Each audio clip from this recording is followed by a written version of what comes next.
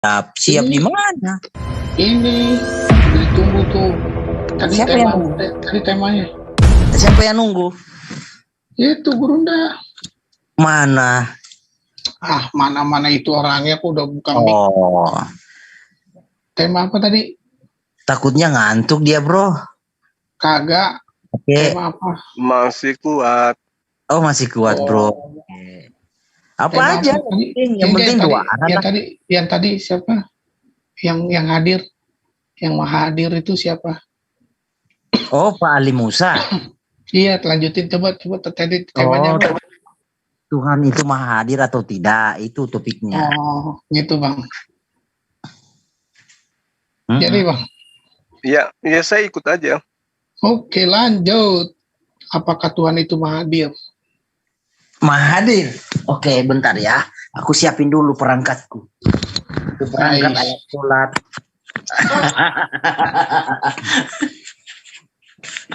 Angkat alat so. Pak Agung di sini nggak ada room loh. Pak Agung mau minta room tuh Bang. Hah? Mau ngapain? Kasih aja rumah kosong Bang. Gimana? Bentar, Rum. Dia udah punya room dia di JCC loh. Hati-hati, Bro Her. Pak Agung. Oh. Ini brother kita ini, yang ini satu lagi. Dia punya room di JCC khusus Kristen, dia doang yang ada roomnya. Tahu nggak, Haritanu aja kalah yang punya RCTI, Doi yang punya RCI. Oh, I see. Bukan RCTI lagi, RCI, saingannya Haritanu.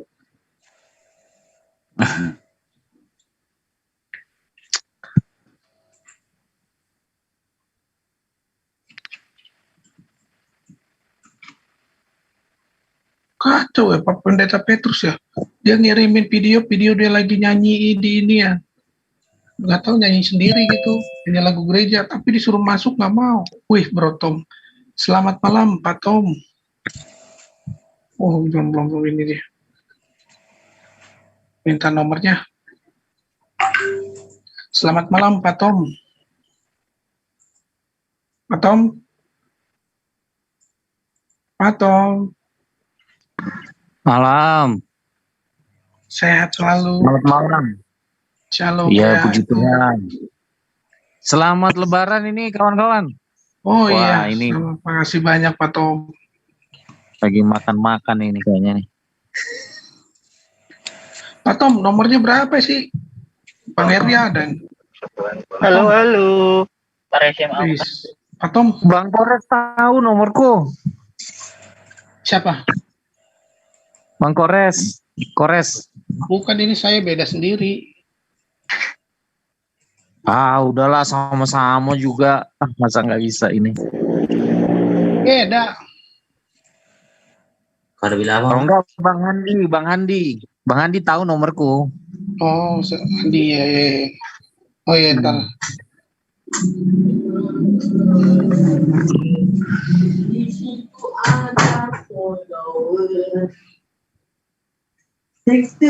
Ngapain Zoom? RCI udah nyampe belum? RCI.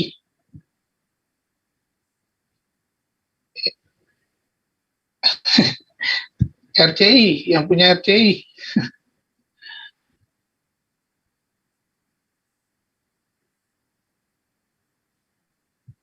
Mana nih, lama banget dia ngambil inian Bang. Iya. Haji Pamungkas. Udah kayak ngambil inian dia. Udah kayak ngambil baret di ini aja Bang. Di Nusa Kambangan situ ya kan. Berenang ini ombak. Oh. Apaan tuh bunyi gituan?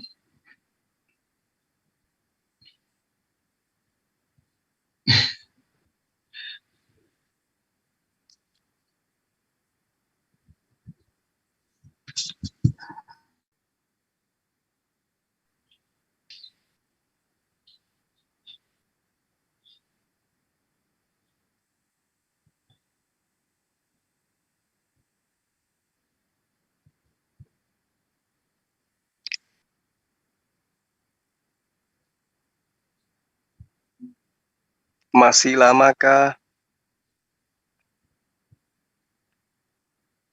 Tahu kayak ini bang ya, tahu nggak bang? Tahu nggak bang? Jablay ini bang kalau lagi dandan bang. Nunggu siapa? Tahu? Hah? Iya, Puasa ya. Irben. Ya, RC. Sahur. Dia mau bahas apa rupanya kok? Halo. Ya, Halo. ya, halo. Lanjut. Halo juga. Pak Agung di mute dulu tuh. Agung di mute dulu. Masih dulu si Pak Agung. Lewat sama Tes 1 2 3. Dicoba. sama air. Belum mandinya.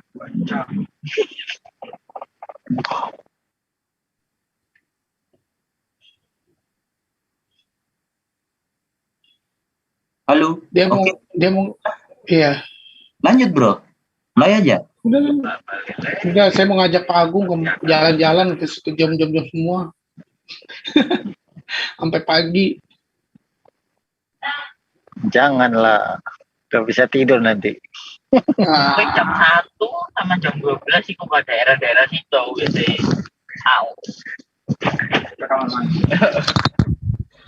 Emangnya besok nggak terawih? Nggak terawih, nggak sholat. Apa? sholat lah sholat itu. Makanya jangan sampai subuh.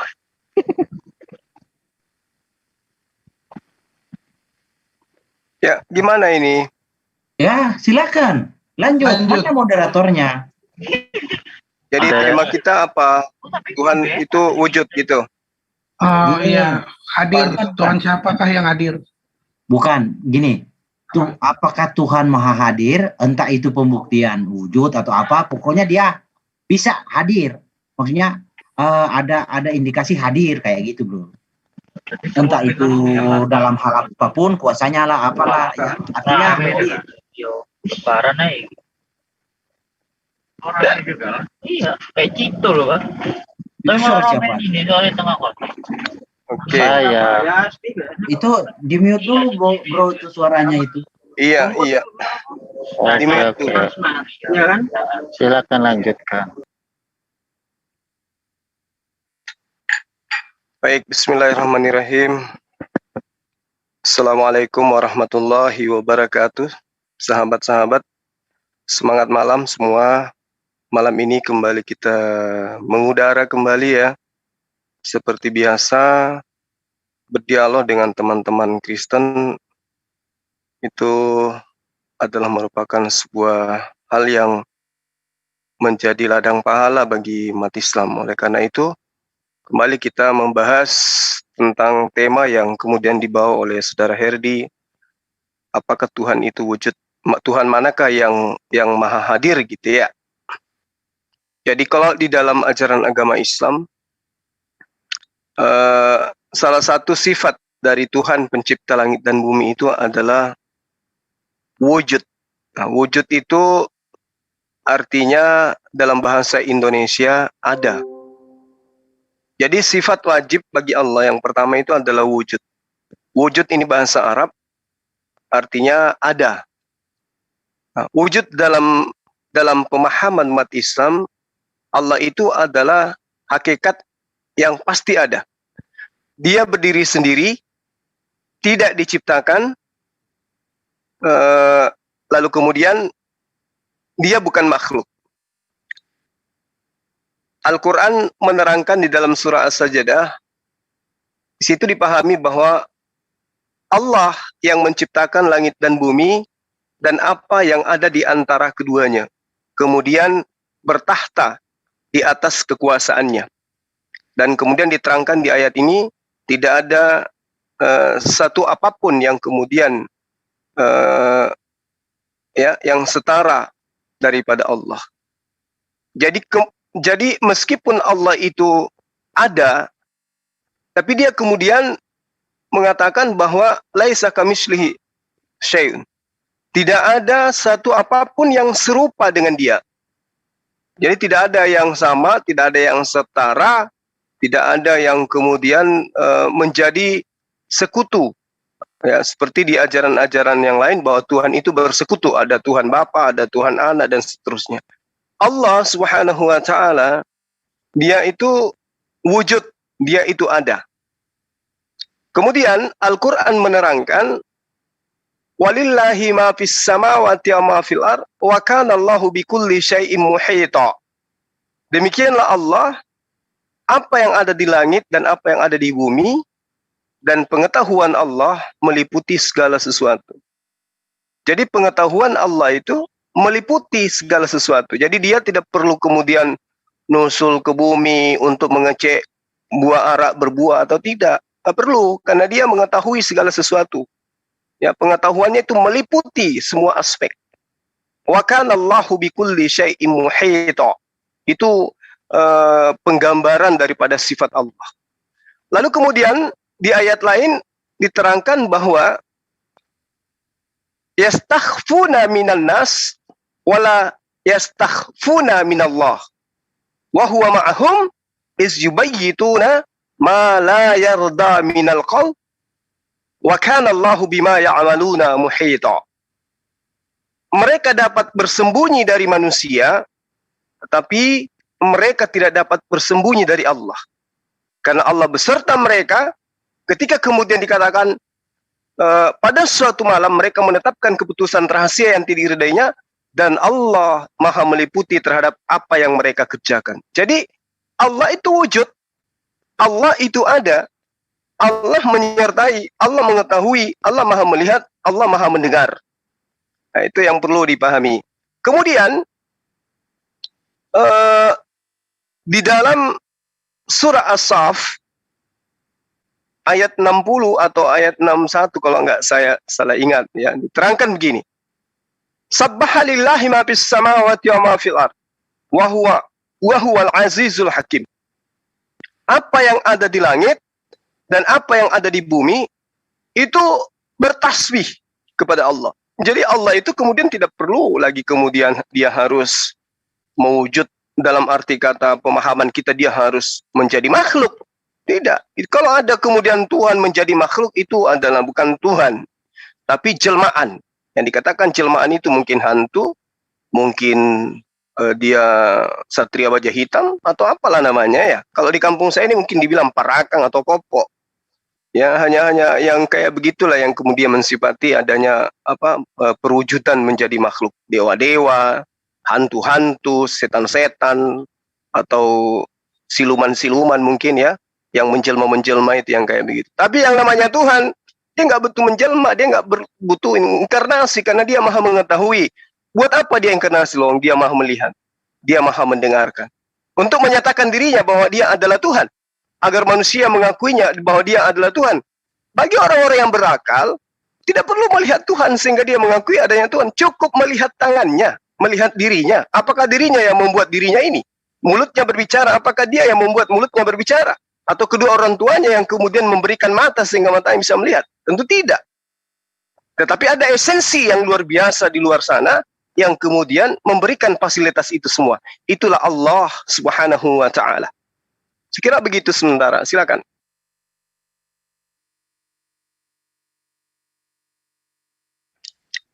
Adakah? Oke. Bro, lanjut saya. Silakan. Oke.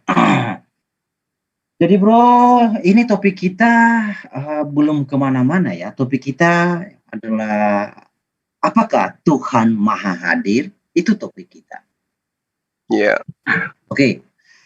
Jadi dengan topik itu, apakah Tuhan Maha Hadir? Sudah jelas dia Maha Hadir kalau Maha Kuasa. Ya kan? Nah, jadi Tuhan yang Maha Kuasa itu tidak terbatas. Ya. Dia pasti Maha Hadir.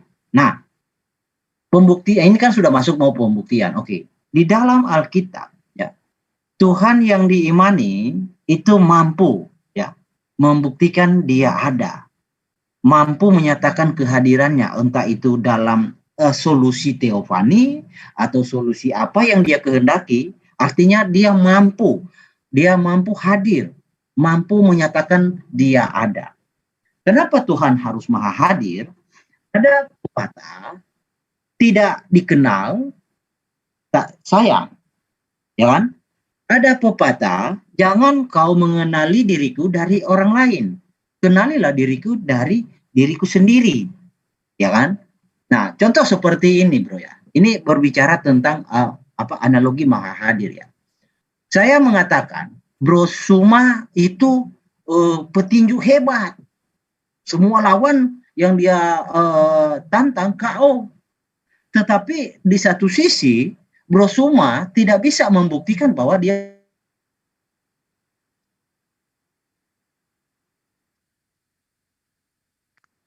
putus. Yang tidak terbukti. Nah, mungkin seperti itu yang kalau Bro Suma nangkap maksud saya. Itu yang saya mau ajak Bro, kita diskusi. Apakah Tuhan Maha Hadir?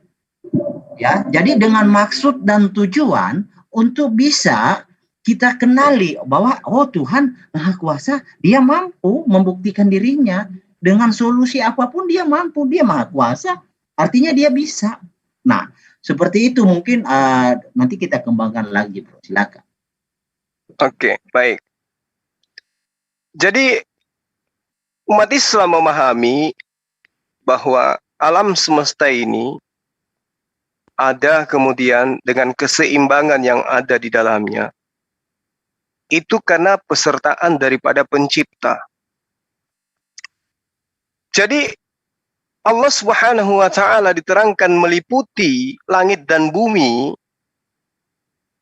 Artinya bahwa ketika sang penguasa ini meliputi langit dan bumi, sang penguasa tidak mungkin kemudian ya harus seperti apa yang kita kehendaki, dia diwajibkan menjadi makhluk sehingga dia dianggap ada. Allah itu berdiri sendiri. Tidak ada kemudian yang bersama dengan dia.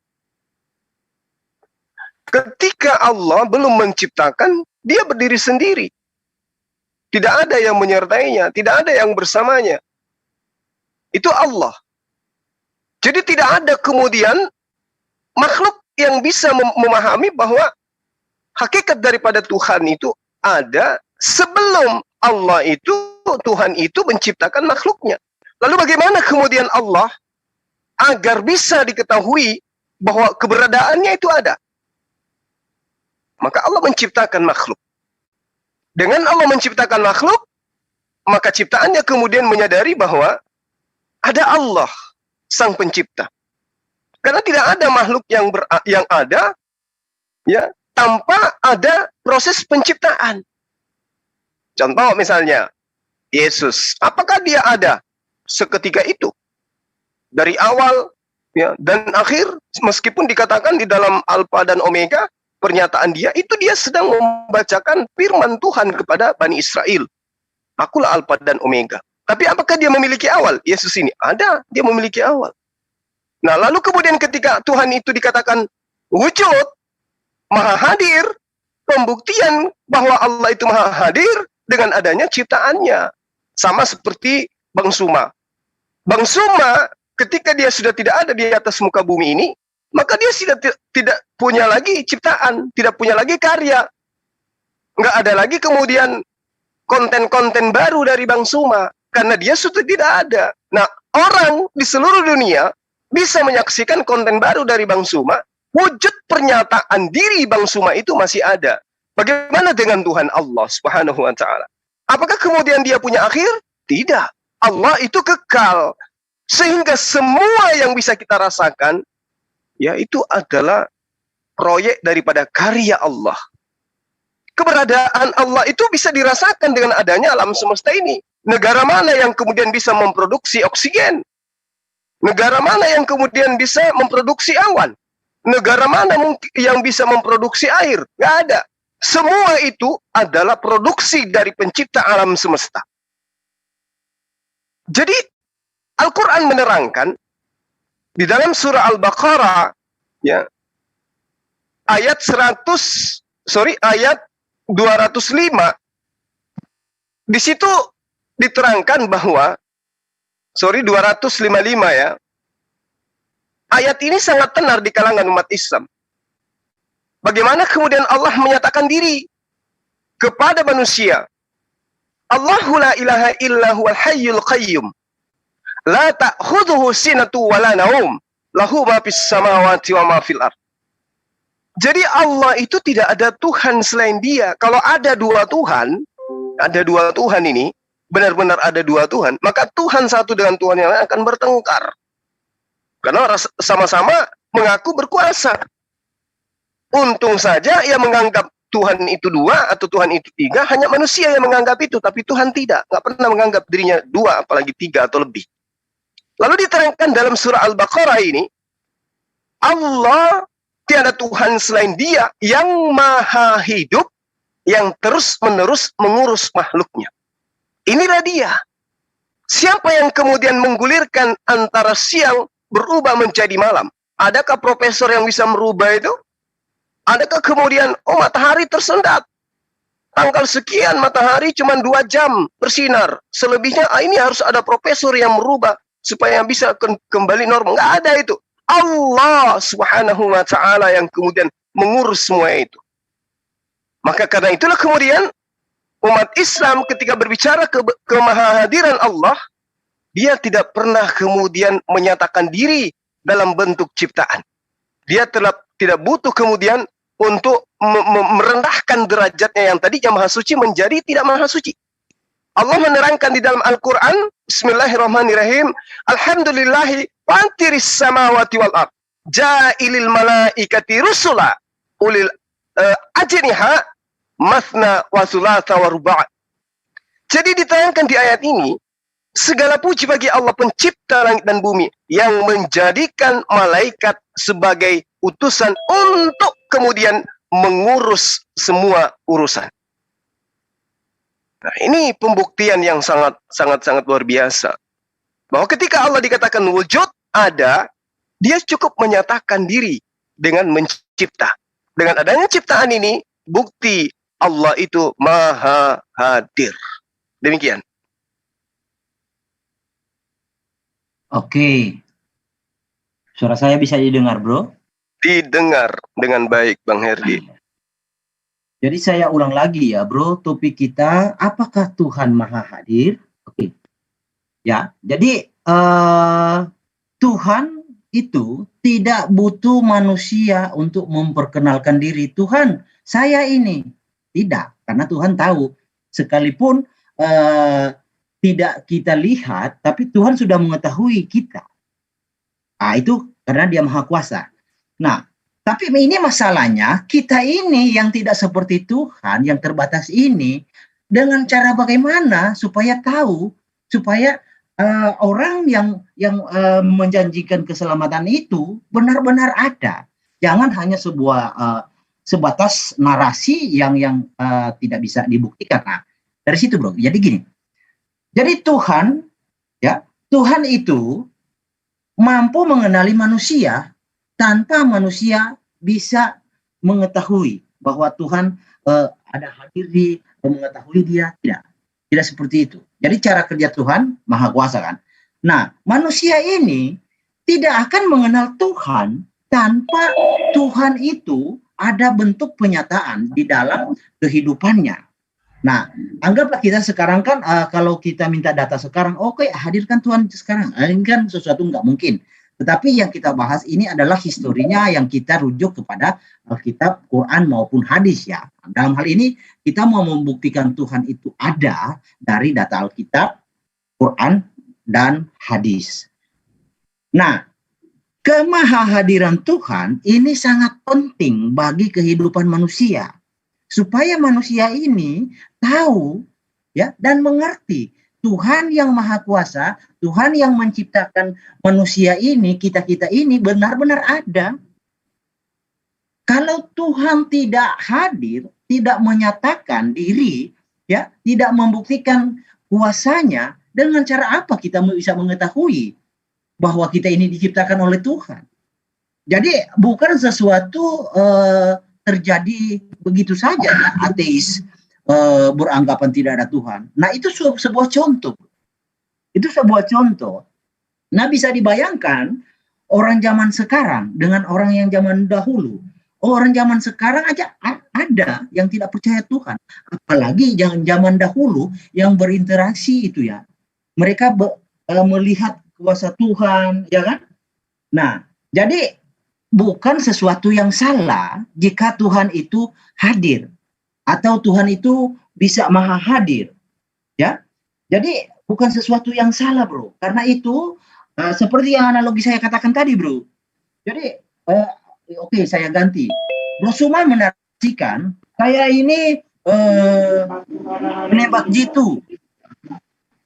Saya ini penembak jitu. Tetapi narasi Bro Suma tanpa Bro Suma ketahui, paham kan maksud saya? Artinya suatu kesaksian tanpa pembuktian itu sebatas asumsi saja, bro. Karena dalam hal ini, oke, saya paham. Karena memang topik ini agak berat untuk Bro Suma karena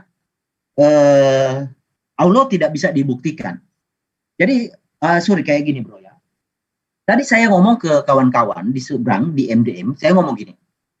Allah Subhanahu wa taala bisa dianggap ada karena numpang Ibrahim, numpang Musa, numpang Adam, numpang Yunus, dan semua nabi-nabi yang ada di dalam Alkitab. Itu Allah bisa dianggap ada. Sekiranya tidak ada nama Ibrahim, Adam, Nuh, dan lain-lain, hanya mengandalkan nama Muhammad dan orang-orang Arab, tentu hal itu tidak akan bisa dibuktikan atau Allah tidak akan mungkin bisa dianggap ada. Karena tidak ada data. Tidak ada literatur yang bisa membuktikan. Nah, itu sama dengan apa yang dinarasikan oleh Mbak Lia Eden ya. Dengan narasi seperti itu, dengan kesaksian tunggal seperti itu. Nah, sama seperti yang kita alami ini kepada Bro Suma Islam yang ini. Jadi seperti itu, bro. Saya bukan mau meminta. Ya benar, Tuhan itu maha kuasa. Ya, tapi dengan cara bagaimana kita tahu dia maha kuasa kalau Tuhan yang kita imani tidak mampu membuktikan dia ada. Setidaknya menyatakanlah kuasanya. Ya, menyatakanlah kuasanya disaksikan 2 atau 3 orang lebih, ya kan? Seperti itu. Ini bukan suatu bukti untuk merendahkan Tuhan.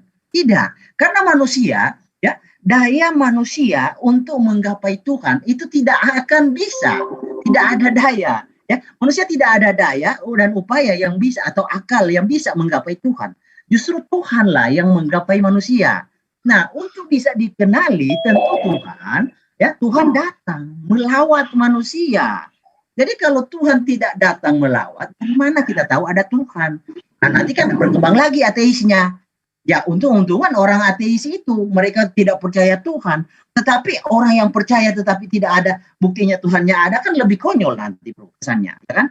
Nah, mending ateis, udah tahu-tahu nggak ada data, nggak ada bukti, udah nggak ada Tuhan. Tetapi kalau kita menyatakan orang beriman, lalu beriman dengan tidak ada data, tidak ada dalil, tidak ada eksistensi apa yang kita imani, nah itu lebih parah lagi dari ateis. Nah, dalam hal ini kekristenan kan ada. Buktinya dari perjanjian lama sampai perjanjian baru Tuhan itu maha kuasa. Dan perlu digarisbawahi sedikit ya bro. Tuhan maha kuasa tentu dia maha solusi. Maha bisa dia mencari solusi untuk bisa berinteraksi dengan manusia yang ini. Yang ciptaannya ini yang terbatas, yang tidak mampu menjangkaunya. Bisa, Tuhan pasti ada solusi untuk itu. Kalau Tuhan nggak punya solusi untuk berinteraksi dengan ciptaannya yang terbatas ini, yang nggak mampu ini, nah akan dipertanyakan kemahakuasaan Tuhan yang kita imani ini seperti apa sih? Silakan. Baik, makasih Bang Herdi. Al-Quran menerangkan Bismillahirrahmanirrahim. Inna fi khalqis samawati wa ma fil ar wa ikhtilafil lail wan nahar wal fulkil lati tajri fil bahr bima yanfa'un nas wa ma anzalallahu minas sama' mimma fa'ahya bihil ard. Nah, di akhir daripada ayat ini Allah menerangkan bahwa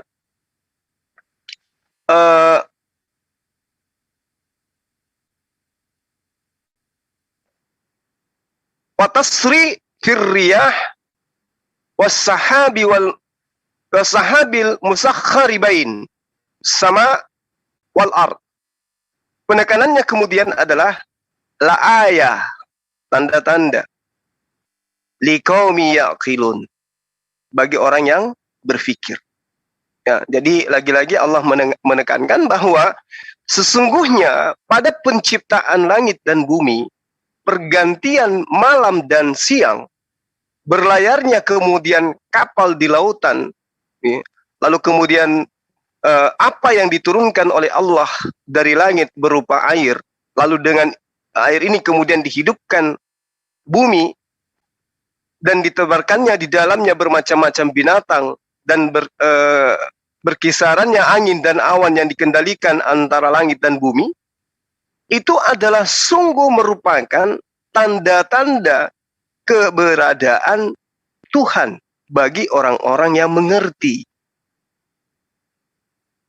Jadi begini, benda-benda besar di jagat raya ini itu mempunyai gaya tarik yang kita sebut dengan gaya gravitasi. Api mempunyai karakter panas, membakar. Es mempunyai karakter dingin.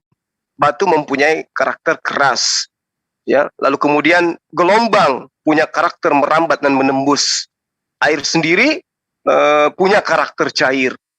Begitu semuanya, pohon, udara, segala makhluk itu memiliki karakternya masing-masing. Nah, segala karakter ini saling melengkapi, lalu kemudian membentuk sistem kehidupan yang saling menopang satu sama lain. Meski kita tahu, ya, bagaimana kemudian secara detail, bagaimana semua itu terbentuk, kita nggak bisa kemudian menelaah lebih jauh.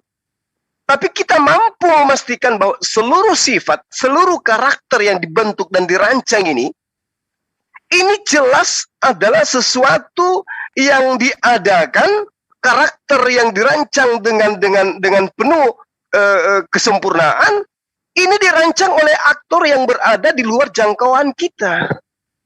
Mustahil kemudian hal serumit ini terjadi dengan sendirinya, membentuk dengan sistem yang begitu hebat, mustahil. Lalu kemudian ketika kita melihat keberadaan sebuah dinding, misalnya kita lagi jalan ke dalam hutan belantara, di sana kita menemukan ada rumah, ada dinding, ya, yang tersusun batu-batunya, ada semennya, kemudian ada pasirnya, ada lantainya. Tapi kita tidak menemukan satu manusia pun di sana. Kita bisa menyimpulkan bahwa dinding ini pasti dirancang, dinding ini pasti dibuat oleh makhluk, ya, yang berkesadaran. Tidak dibentuk oleh angin, tidak dibentuk oleh panas matahari, tidak dibentuk oleh pohon, tidak dibentuk oleh bencana alam atau gempa. Tapi tentu dinding yang rapi yang ada di tengah hutan ini dibuat oleh manusia. Begitulah alam semesta ini.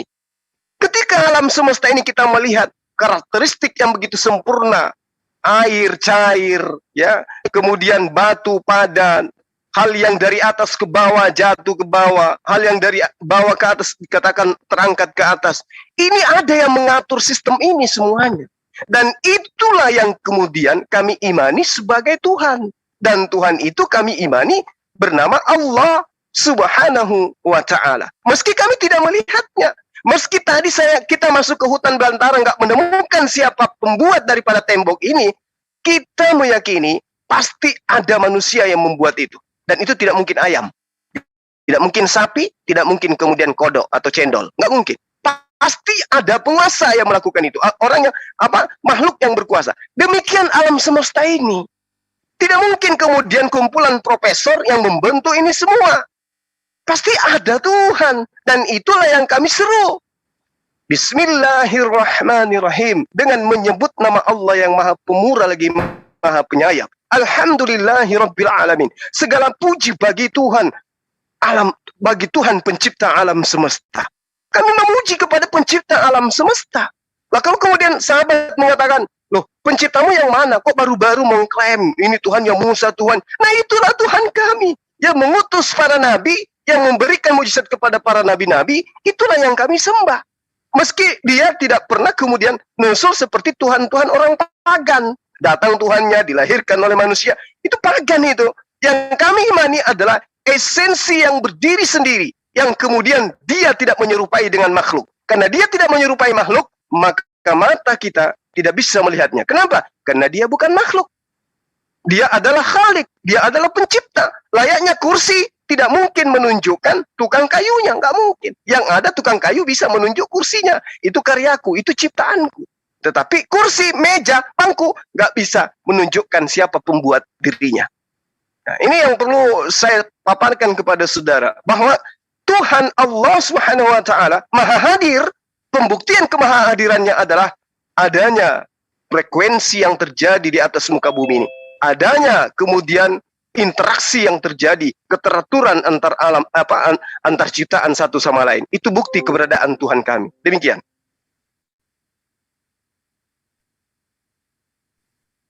Oke. Jadi gini ya bro, topik kita apakah Tuhan Maha Hadir? Saya kasih analogi begini bro. Jadi tidak ada yang bisa mengetahui isi kepala saya selain saya dengan Tuhan. Nah itu hebatnya Tuhan kan? Tetapi tidak ada yang bisa mengetahui Tuhan ya selain Tuhan yang memperkenalkan diri. Nah itu bedanya. Ya, jadi ada kesenjangan, ada keterbatasan di sini, bro. Ada keterbatasan manusia. Oke, seperti yang bro narasikan. Orang, anggaplah orang-orang Buddha mengatakan, oh yang menciptakan alam semesta adalah Tuhan kami. Klaim kan? Tapi tidak bisa membuktikan bahwa Tuhan mereka itu ada dengan data ini dan itu. Orang Hindu juga demikian. Atau suku Maya juga menyatakan demikian. Tuhan kami yang menciptakan langit dan bumi. Tapi tidak ada data yang membuktikan itu. Tidak ada data penyataan eksistensi Tuhannya itu Maha Hadir, omnipresent ya. Lalu orang India mengatakan Mahabharata atau apa itu yang namanya Ramayana lah atau apa, mengatakan yang menciptakan langit dan bumi adalah Tuhan kami. Ya kan? Nah, sama dengan Lia Eden. Lia Eden juga pernah mengatakan bahwa yang menciptakan langit dan bumi adalah Tuhannya. Lalu Mirza Gulham juga mengatakan langit dan bumi ini diciptakan oleh Tuhannya. Anggap semua klaim ya. Lalu umat Islam juga mengatakan, Tuhannya mengatakan langit dan bumi adalah ciptaan Tuhan Allah. Ya kan? Lalu orang Kristen dan orang Yahudi juga mengatakan, mengklaim juga kan. Nah, semua kan klaim. Posisinya di sini, semua mengklaim ada banyak Tuhan yang mengklaim menciptakan langit dan bumi. Tetapi hanya ada satu Tuhan yang mampu dan bisa membuktikan bahwa dia yang menciptakan dunia ini, bumi dan segala isinya. Yaitu dengan menyatakan dirinya. Oke, contoh. Contoh seperti penyataan dalam perjanjian lama ya. Tuhan menyatakan dirinya lewat kuasa. Dia perlihatkan kuasanya di hadapan orang Israel, bahkan orang Mesir mendapat penglihatan itu juga menyaksikan. Nah, artinya klaimnya Tuhan yang diimani di dalam Alkitab benar. Jadi sah, klaimnya sah karena dengan mengklaim dan mampu membuktikan bahwa dia itu ada. Nah, sekarang permasalahannya Tuhannya orang Hindu mampu tidak? Ada data literatur yang menarasikan ada eksistensi. Tuhan orang suku Maya, ada tidak data yang menyatakan Tuhannya berinteraksi, ada eksistensi, ya kan? Itu kan dulunya kan mengklaim. Ini pembuktian klaim ini pembuktian klaim. Lalu Lia Eden, mampu nggak Tuhannya membuktikan bahwa Tuhannya itu menciptakan langit dan bumi dengan menyatakan dia ada, dengan hadir eksistensi dinyatakan lewat kuasa, ya kan? Nggak ada. Sama dengan kawan Islam, Bro Suma dan kawan-kawan. Jadi semua hanya sebatas klaim, tidak ada pembuktian bahwa Allah Subhanahu wa Ta'ala itu eksis atau ada, bisa dinyatakan ada. Bisa dengar suara saya, bro?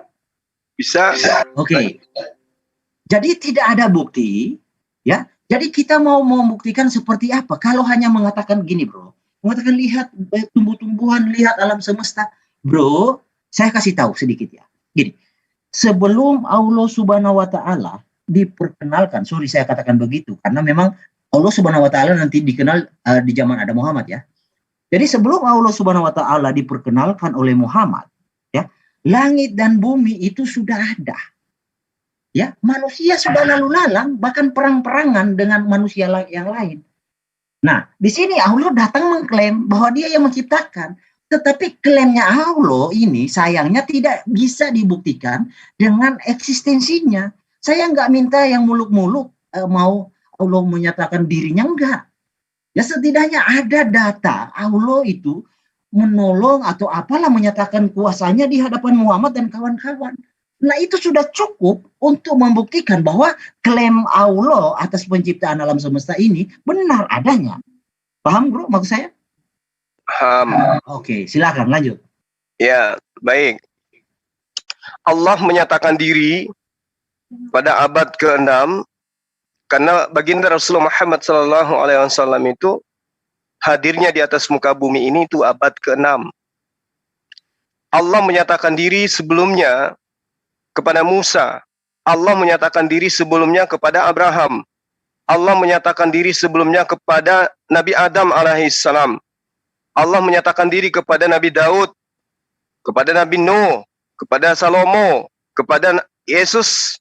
Itu Allah yang menyatakan diri pada mereka. Kalau kemudian sahabat saya mengatakan itu klaim, bukankah semua penganut agama meyakini kepercayaannya hanya berdasarkan klaim? Hari ini Anda berbicara tentang Nabi Musa. Apa yang Anda baca, apa yang Anda lihat, apa yang Anda kemudian paparkan, itu adalah klaim. Klaim yang berasal dari kitab yang Anda anggap suci. Itu klaim. Dan klaim. Dan yang berhak mengklaim dirinya sebagai pencipta langit dan bumi, hanya Tuhan itu sendiri. Makanya semua utusan itu tidak berani mengaku bahwa akulah Tuhan, tidak ada Tuhan selain aku, nggak ada. Carikan dalil. Ya. Siapa yang kemudian dianggap sebagai orang Kristen dan juga umat Islam sebagai penopang di dalam keyakinannya, orang-orang terdahulu menjadi tokoh-tokoh orang saleh atau orang baik atau orang benar yang mengklaim dirinya bahwa tiada Tuhan selain aku. Ada nggak? Nggak ada. Bahkan oknum yang Anda tuhankan pun tidak berani mengatakan itu. Kenapa? Karena oknum yang Anda tuhankan itu sadar kalau dia adalah ciptaan. Nah, kembali kepada tema. Allah Subhanahu wa taala menerangkan kepada baginda Rasul Muhammad sallallahu alaihi wasallam bahwa dia Allah, tidak ada Tuhan selain dia. Nah, sekarang Anda silakan aja buktikan. Ketika Allah berkarya kepada baginda Rasul Muhammad sallallahu alaihi wasallam di dalam peperangannya beliau, di dalam risalah kenabian beliau, pada saat pewahyuan Al-Quran, apakah Tuhan Abraham, Tuhan Ishak dan Yakub, Tuhan yang mengajar, yang datang kepada Yesus, ya, apakah pernah berkarya? Pada saat beliau baginda Rasul Muhammad SAW menerima wahyu, apakah di Yerusalem ada pernyataan-pernyataan Tuhan menyatakan diri kepada Bani Israel? Tidak ada. Terakhir pernyataan Tuhan kepada Bani Israel adalah ketika Nabi Isa alaihissalam diangkat ke langit. Setelahnya nggak ada lagi. Lalu berselang 600 tahun kemudian, barulah kemudian Allah menyatakan diri kembali melalui malaikat Jibril dengan diwahyukannya kemudian Al-Quranul Karim. Jadi itu proses. Ketika Anda bertanya, Allah nanti nuzul ketika datang Nabi Muhammad SAW, saya pun mengatakan hal yang sama. Hasim nanti kemudian menyatakan diri ketika Nabi Musa, ketika Yesus itu datang kepada Bani Israel. Dilahirkan melalui perantaraan seorang wanita tanpa ayah. Itu pernyataan Allah bahwa dia ada. Yang membuat Maria hamil siapa? Allah. Itu pernyataan Allah kepada Bani Israel, kepada orang-orang yang beriman, pada orang-orang yang bertakwa. Makanya umat Islam itu wajib hukumnya beriman kepada kitab-kitab, beriman kepada nabi-nabi. Tidak kami beriman kepada agama Ardi. Yang Anda katakan tadi, orang Hindu mengklaim Tuhan yang pencipta, orang Buddha. Kami tidak beriman ke sana. Patokan kami adalah dia esensi pencipta langit dan bumi yang pernah menuzulkan kitab-kitab suci dan juga menuzulkan para nabi dan rasul. Itu yang kami imani. Ketika Nabi Musa datang, apakah Allah menyatakan diri kepada Daud? Tidak. Ketika Nabi Musa datang, ketika Allah menyatakan diri kepada Daud, apakah kemudian menyatakan diri kepada Yesus? Tidak. Jadi punya struktur. Tuhan itu datang menyertai para utusannya, kemudian berdasarkan zaman masing-masing. Kecuali Musa dan Harun. Ya, itu yang perlu saudara pahami dengan baik. Jadi ketika kemudian yang saya paparkan tadi, analogi sederhana, ketika masuk ke dalam hutan belantara, ada tembok yang kemudian berdiri di sana, tapi tidak kita temukan siapa pembuatnya, orang yang sehat akan menyatakan pasti ada yang membuat. Nah, inilah yang kemudian yang kami katakan bahwa aktor yang membuat semua ini tentu adalah aktor, bukan aktor yang tidak ada, tetapi aktor yang ada. Pasti ada perancang yang membentuk seluruh karakter yang ada di atas muka bumi ini. Jawabannya tidak lain dan tidak bukan, dialah Allah Subhanahu wa ta'ala. Nah, nanti kita buktikan. Di akhirat nanti kita buktikan apakah pencipta yang kita klaim masing-masing ini adalah Allah, ataukah Buddha, ataukah Yesus, atau siapa. Nanti kita buktikan. Yang terpenting kemudian adalah kita meyakini bahwa Tuhan pencipta alam semesta itu bukan makhluk dan tidak pernah menghinakan dirinya menjadi makhluk.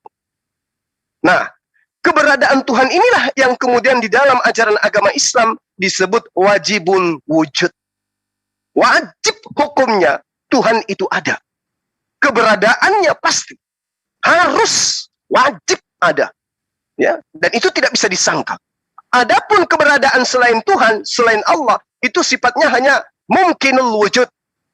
Ya, sesuatu yang keberadaannya relatif, yang tadinya tidak ada dilahirkan menjadi ada. Itu yang dimaksud mungkinul wujud, ada disebabkan karena ada yang mengadakan. Aku datang bukan atas kehendakku sendiri. Itu adalah mungkinul wujud.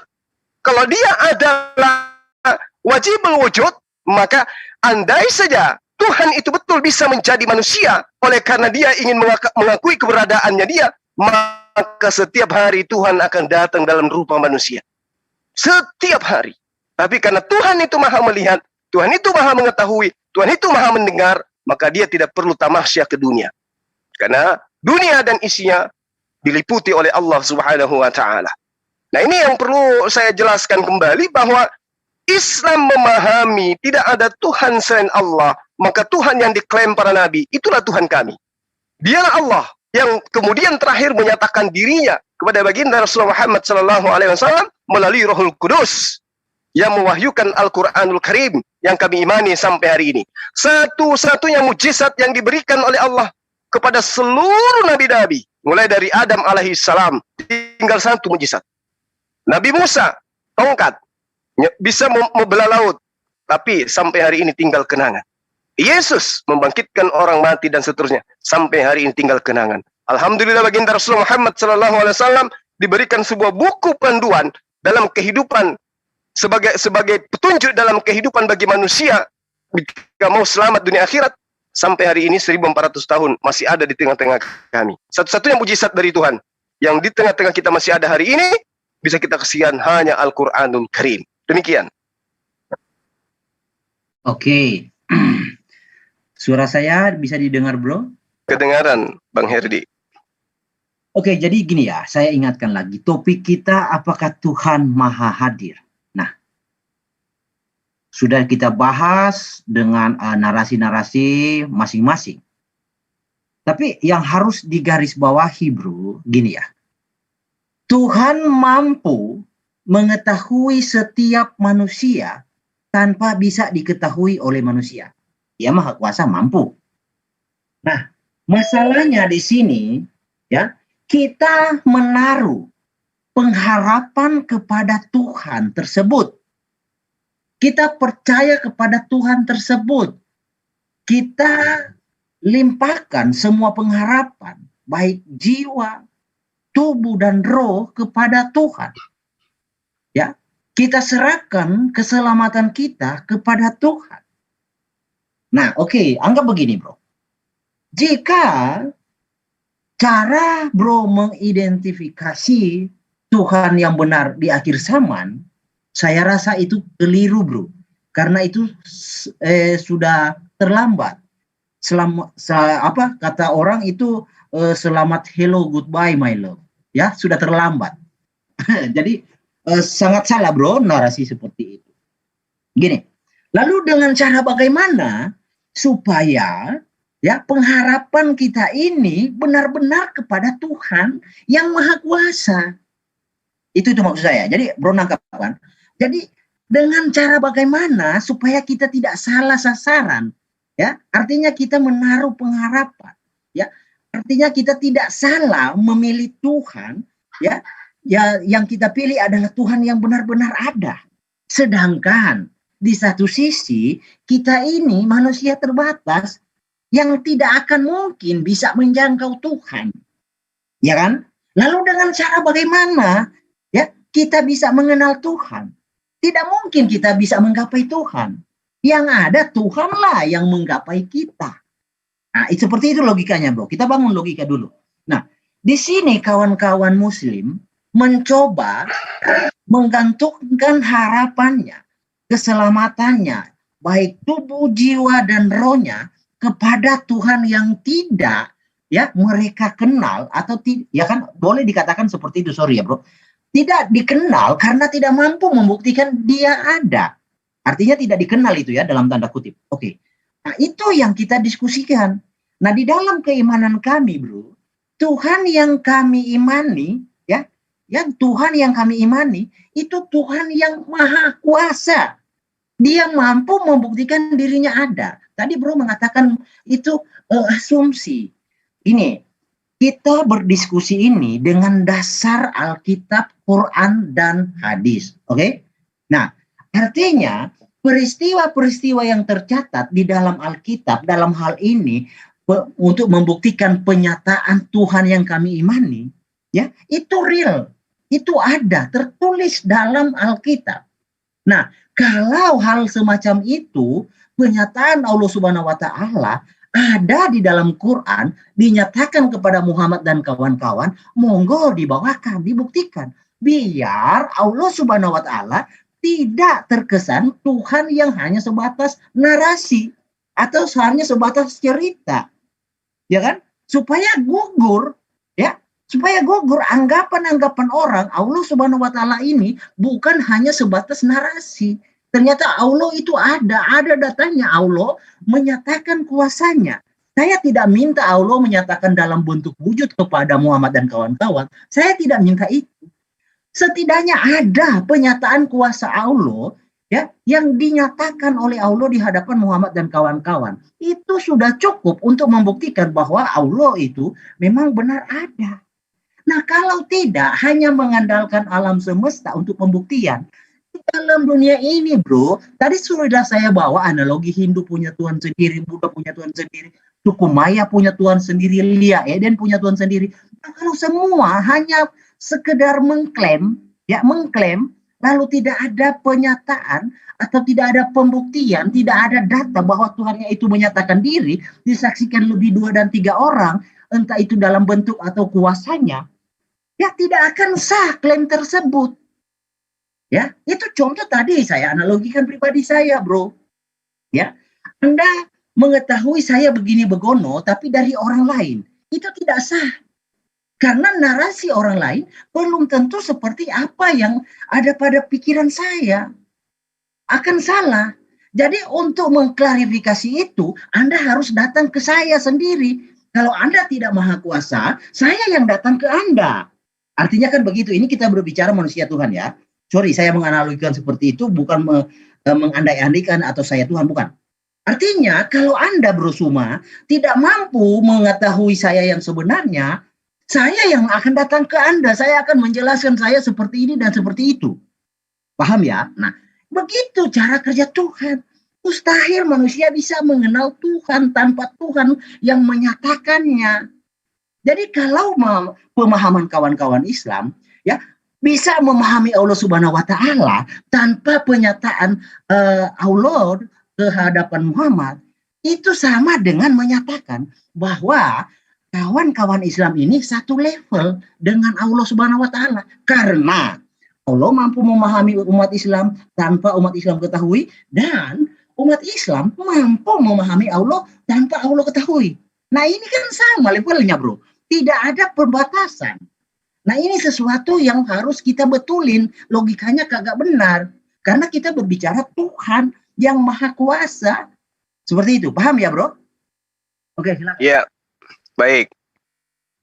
Jadi ketika Saudara Herdi mengatakan bahwa di dalam ajaran agama Islam itu Tuhan tidak mampu kemudian menggapai makhluknya. Nah inilah keterbatasan berpikir yang saudara pahami. Kenapa? Karena saudara menganggap Tuhan itu nanti dikatakan menggapai kalau dia datang dilahirkan oleh manusia. Sayangnya pencipta langit dan bumi itu tidak disifati dengan sifat seperti itu. Itu adalah makhluk.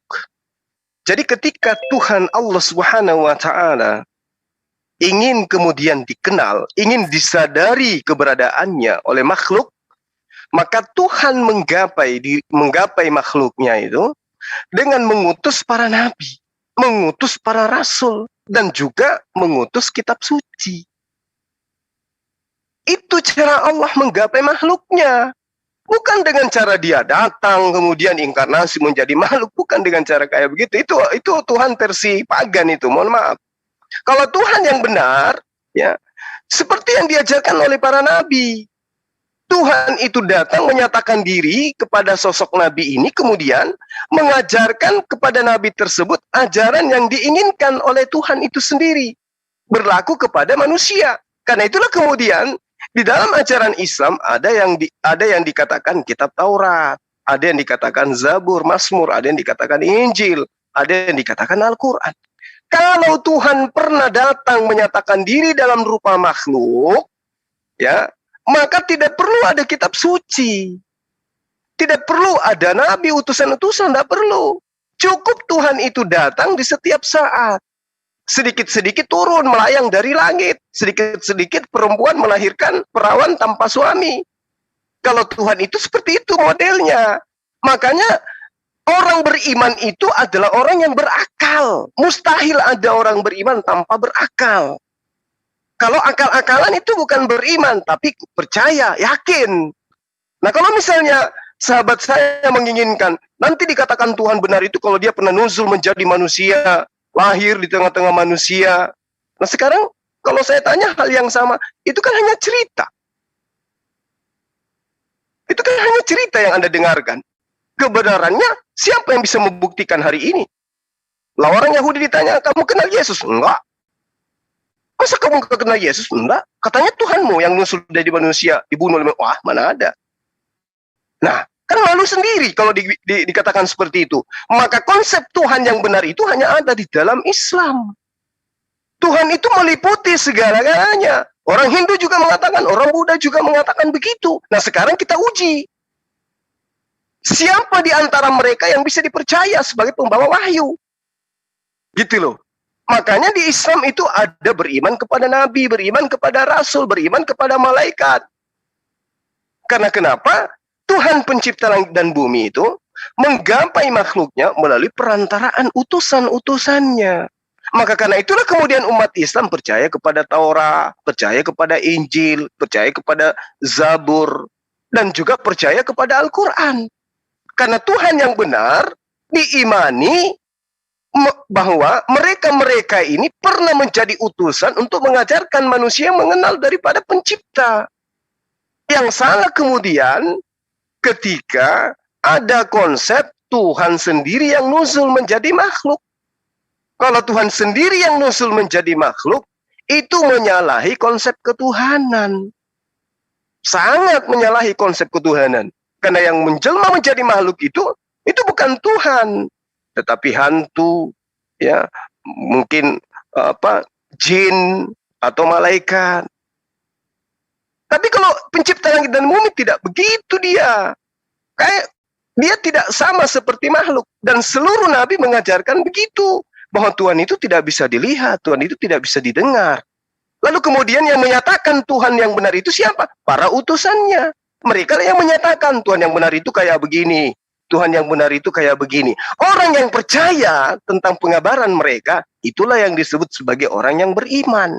Orang yang ingkar terhadap pengabaran mereka, itulah yang disebut dengan orang kafir. Begitu. Jadi ketika Allah menerangkan dirinya di dalam Al-Quran, Sebagaimana yang diterangkan dalam surah Al-Baqarah, inna fi halqis samawati wal ard wa ikhtilafil laili wan nahar wal fulkil lati tajri fil bahri bima yanfa'un nas. Itu yang diterangkan oleh Allah. Lalu kemudian Allah menerangkan lebih jauh bahwa apa yang terjadi antara siang dan malam, pergantian antara keduanya, kemudian adanya kapal berlayar di lautan, di samudra yang luas, kemudian bertiupnya angin, lalu kemudian turunnya air hujan, itu adalah tanda-tanda keberadaan Tuhan pencipta langit dan bumi yang kami sebut dengan Allah Subhanahu wa Ta'ala. Tidak mungkin kemudian ada sesuatu keteraturan yang terjadi di alam semesta ini kalau tidak ada yang menjaganya, dan itulah Allah. Itulah Allah Subhanahu wa Ta'ala. Subhanahu wa Ta'ala itu gelar, ya, maha suci, maha tinggi. Siapa yang maha suci? Dialah esensi pencipta langit dan bumi yang kami kenal dengan sebutan Allah. Nah, begitu juga orang Yahudi. Yahudi juga mengenal pencipta yang menciptakan langit dan bumi. Mereka menyebutnya dengan sebutan Hasem. Apakah kemudian mereka memahami pencipta langit dan bumi yang mereka sebut YHWH itu pernah menjadi makhluk? Tidak ada itu. Hanya pemahaman teman Kristen terhadap kitabnya orang Yahudi yang diterjemahkan ke dalam Septuaginta yang mengatakan Tuhan pernah menjadi manusia yang datang kepada Abraham. Padahal di dalam pemahaman orang Yahudi yang datang itu adalah malaikatnya, bukan Tuhan itu sendiri. Dan bisa kita buktikan di dalam kitabnya orang Kristen hari ini bahwa yang datang kepada Musa, yang datang kepada para nabi-nabi terdahulu itu bukan Tuhan dalam wujud, tetapi dia semua itu adalah merupakan malaikat utusan Tuhan. Nah, itu yang saya katakan kepada saudara Herdi bahwa Allah Subhanahu wa Ta'ala bukan makhluk sehingga dia dinyatakan harus nuzul menjadi manusia agar dianggap sebagai dia ada karena dia pernah menjadi manusia. No, tidak begitu konsep Tuhan yang benar. Demikian, silakan. Oke. Mungkin berapa putaran lagi ya, tergantung moderator atau Bro Suma kalau memang gimana. Tetapi yang pasti gini bro ya, topik kita Tuhan yang Maha Kuasa itu mampu, atau Tuhan yang Maha Kuasa itu Tuhan pasti maha hadir kalau Maha Kuasa. Oke, jadi gini, logika dasar yang saya bangun kan dari tadi saya sudah bicarakan 2 kali ya. Logika dasar gini bro, mustahil kita mengenal orang lain, atau mustahil saya mengenal Bro Suma dari orang lain. Itu mustahil. Ya, karena tidak semua yang ada di kepala di dalam isi kepala Bro Suma itu tersampaikan, diuraikan, itu dipahami oleh perantara itu. Tidak semua. Ini logika dasar bro yang saya mau bangun. Jadi pasti ada sesuatu kekeliruan, ada sesuatu yang tidak dimengerti, pasti ada. Ya. Lalu siapa yang bisa menguraikan itu? Apa yang dipikirkan oleh Bro Suma, apa yang diinginkan oleh Bro Suma? Ya tentulah Bro Suma sendiri. Ya kan? Jadi gini lah bro. Saya kasih analogi, kita main analogi aja bro. Jadi Bro Suma seorang direktur perusahaan, lalu mau tanda tangan kontrak. Lalu di dalam kontrak tersebut, ingat ya, direktur anggaplah sebagai maha kuasa. Di dalam kontrak tersebut, itu nama Bro Suma.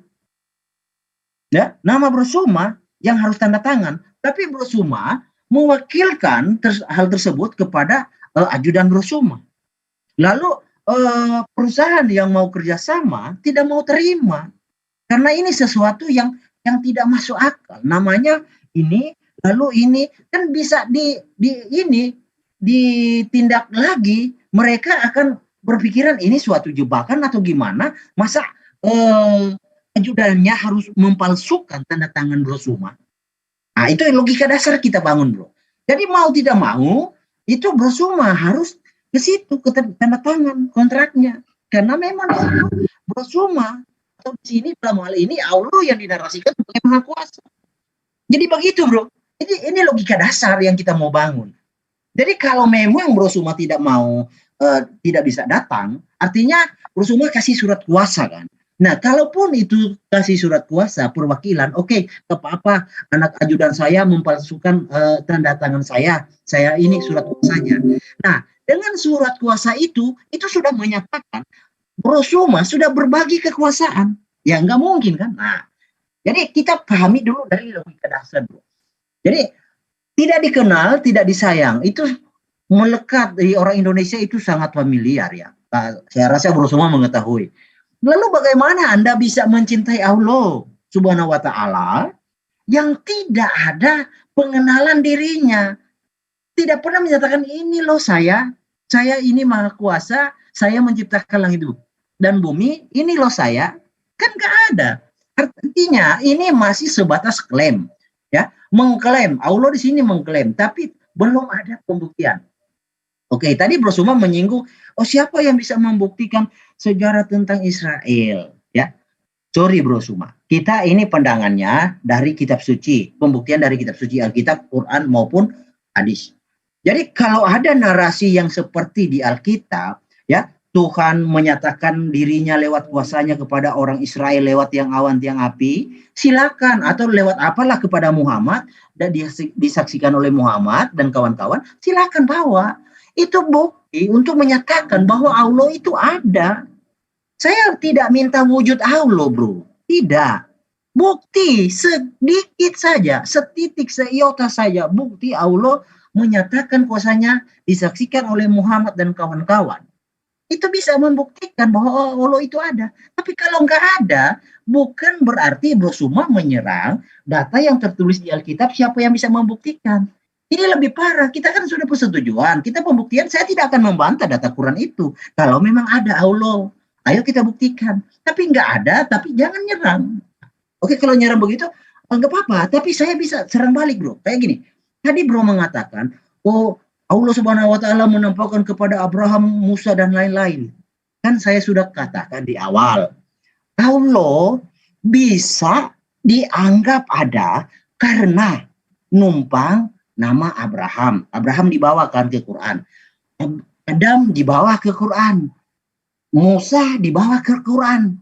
Jadi dari nabi-nabi yang tertulis di dalam Alkitab, Allah bisa dianggap ada karena mengutip nama-nama itu, bro. Artinya numpang dari nama-nama Abraham, Musa, Yunus.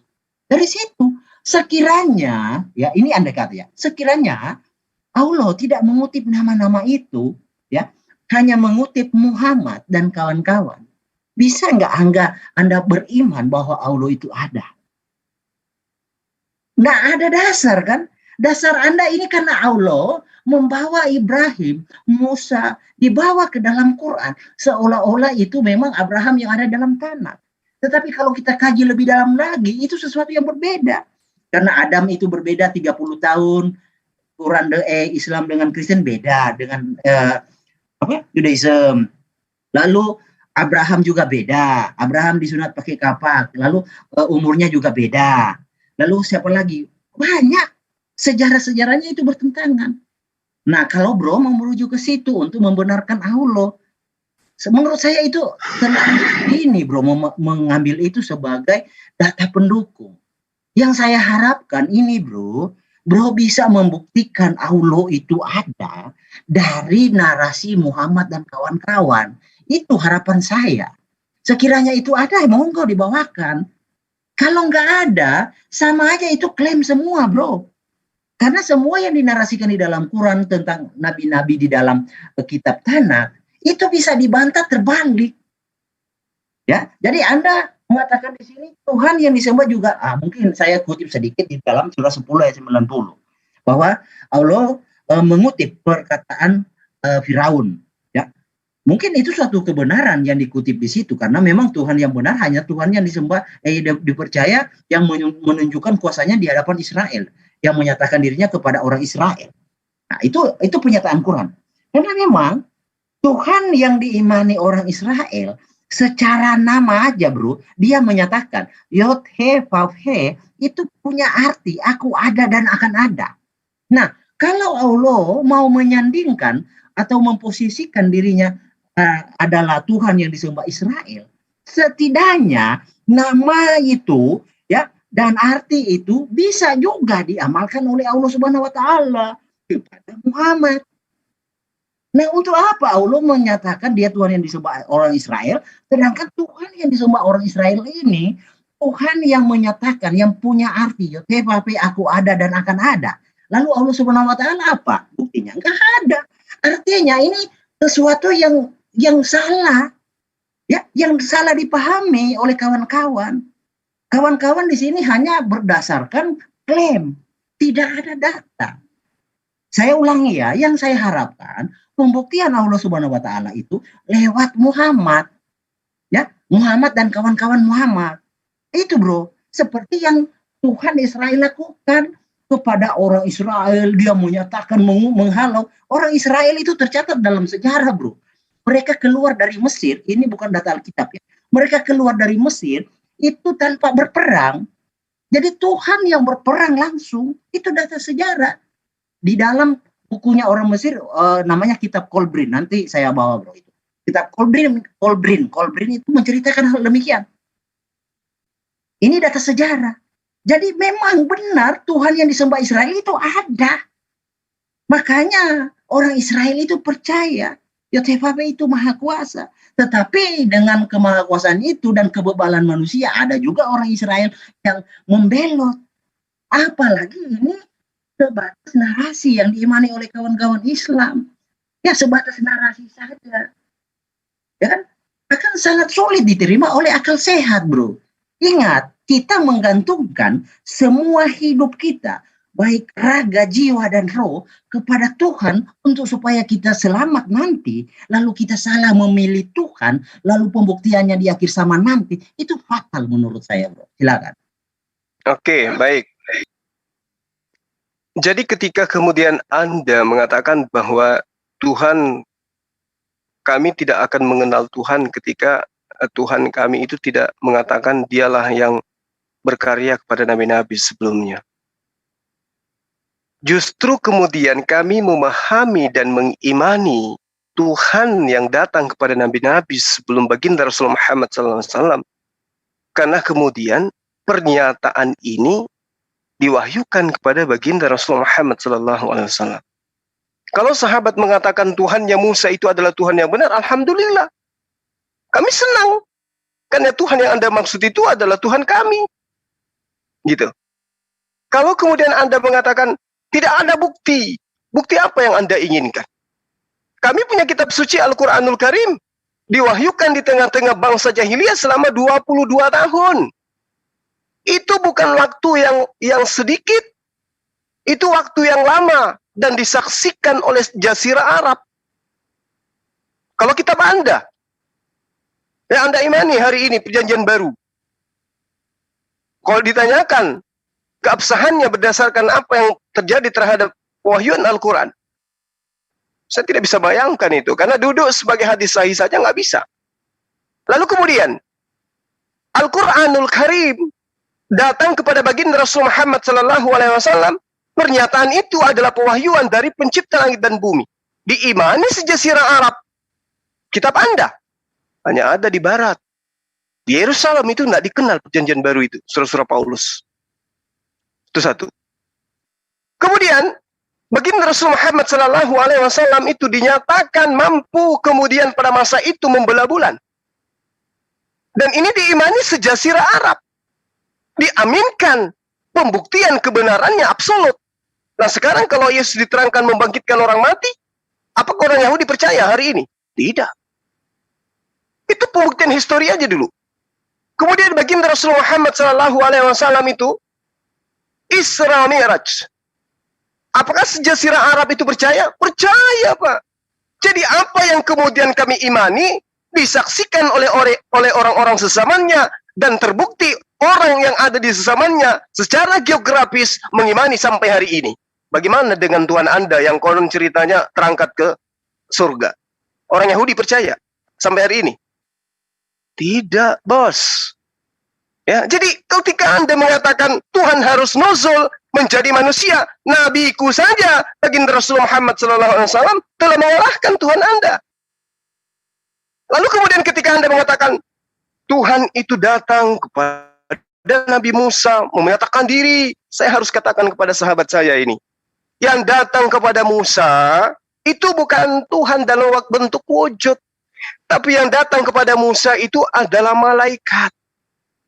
Inilah yang kemudian saya katakan bahwa Anda menginginkan pencipta langit dan bumi itu sesuai dengan selera Anda. Dia harus dilahirkan, tapi Anda malu-malu untuk mengatakan itu. Tuhan yang benar itu adalah menyatakan diri dengan cara dilahirkan, lalu kemudian dengan cara digantung, dibunuh, dan itu yang Anda ingin jajakan, tapi Anda masih malu-malu.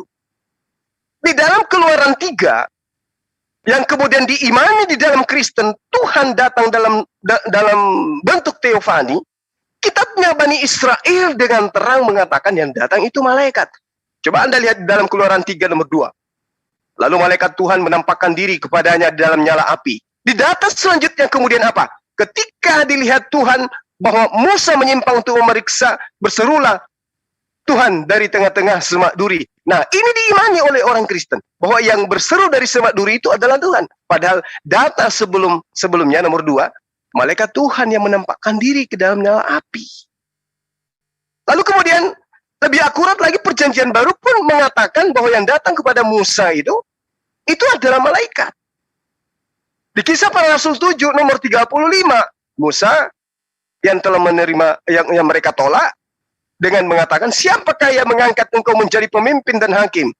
Musa ini juga telah diutus oleh Allah sebagai pemimpin dan penyelamat oleh malaikat yang telah menampakkan diri kepadanya di semak duri itu. Ini bukti bahwa yang datang kepada Musa itu malaikat. Nomor 38-nya di Kisah Para Rasul diterangkan, Musa inilah yang menjadi perantara di sidang jemaah di padang gurun di antara malaikat yang berfirman kepadanya di Gunung Sinai. Malaikat, Pak. Lalu kemudian di Kisah Para Rasul 7 nomor 53 diterangkan, siapakah kamu telah menerima hukum Torah yang disampaikan oleh malaikat-malaikat, akan tetapi kamu tidak menurutinya. Ini pembuktian data. Tapi di dalam iman Kristen yang dasarnya memang memahami Theos, datang dalam rupa manusia, yang datang kepada Musa dianggapnya itu adalah Tuhan. Meski kitabnya mengatakan yang datang itu adalah malaikat, tapi pingin kali Tuhannya itu terbuat dari manusia. Itu celakanya itu di situ. Padahal kemudian Al-Quran datang menyatakan, Allah datang kepada Al-Quran, menyatakan diri melalui Al-Quran, oleh karena kesalahan-kesalahan yang dilakukan oleh umatnya terdahulu, oleh hamba-hambanya terdahulu, terhadap pengutusan nabi-nabi kepada mereka. Wa ma yatihim min nabiyyin illa kanu bihi yastahzi'un. Setiap kami mengutus nabi yang datang kepada mereka, pasti mereka tolak, pasti mereka olok-olok. Siapa yang mengatakan itu? Allah Subhanahu wa taala. Dan itu fakta, Pak.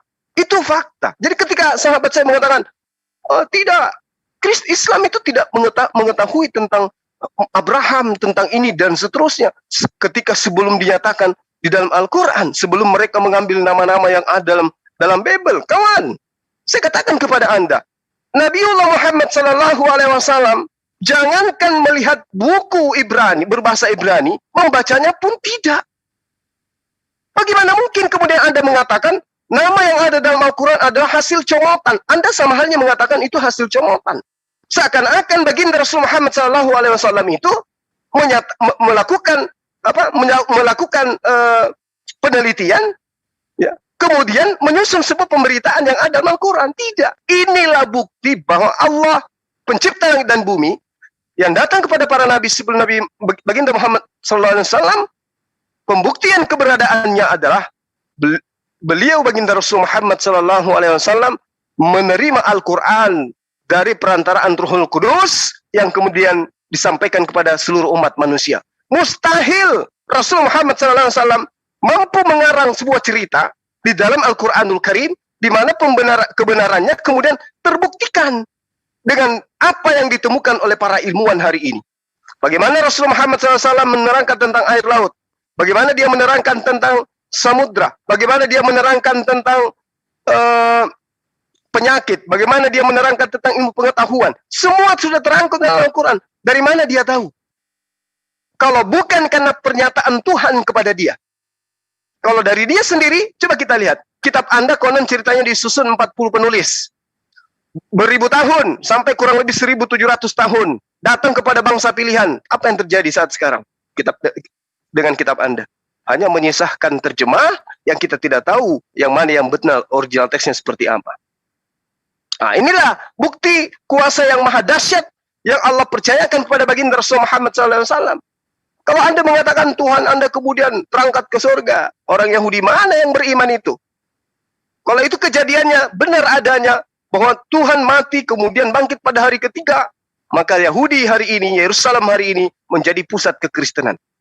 Kenapa? Karena pasti keturunan murid-murid Yesus akan beriman selamanya sampai mereka menjadi orang Kristen semua. Tapi faktanya tidak. Bagaimana dengan Rasulullah Muhammad SAW? Bulan terbukti orang-orang yang ada di sekelilingnya beriman kepada hal tersebut. Isra Mi'raj terbukti seluruh Jazirah Arab beriman tentang kejadian tersebut. Itu fakta. Itulah tanda, itu yang Anda minta. Pernyataan Allah itu, bukti-buktinya seperti itu. Baginda Rasulullah Muhammad SAW melalui sela-sela jarinya itu keluar air untuk diminumkan kepada orang yang haus di padang pasir. Itu bukti. Kalau Anda mau bercerita tentang mujizat-mujizat kayak begitu, pernyataan-pernyataan Allah yang seperti itu, banyak di dalam risalah kenabian. Dalam tarik Islam itu cerita-cerita tentang kejadian-kejadian luar biasa kayak begitu itu banyak. Bagaimana kemudian baginda Rasulullah Muhammad SAW bernubuat tentang istrinya, bagaimana dia mengobati mata, bagaimana dia berdoa minta hujan, bagaimana kemudian dia dimenangkan dalam peperangan, bagaimana segelas susu mengenyangkan banyak orang. Itu pernah dilakukan dan terjadi di tengah-tengah bangsa Arab. Tapi kami tidak perlu menggembar-gemborkan itu yang kayak begitu, karena itu hanya sebatas mujizat. Ya, itulah bukti pernyataan Allah kepada baginda Rasulullah Muhammad SAW. Berbeda dengan bukti yang Anda minta.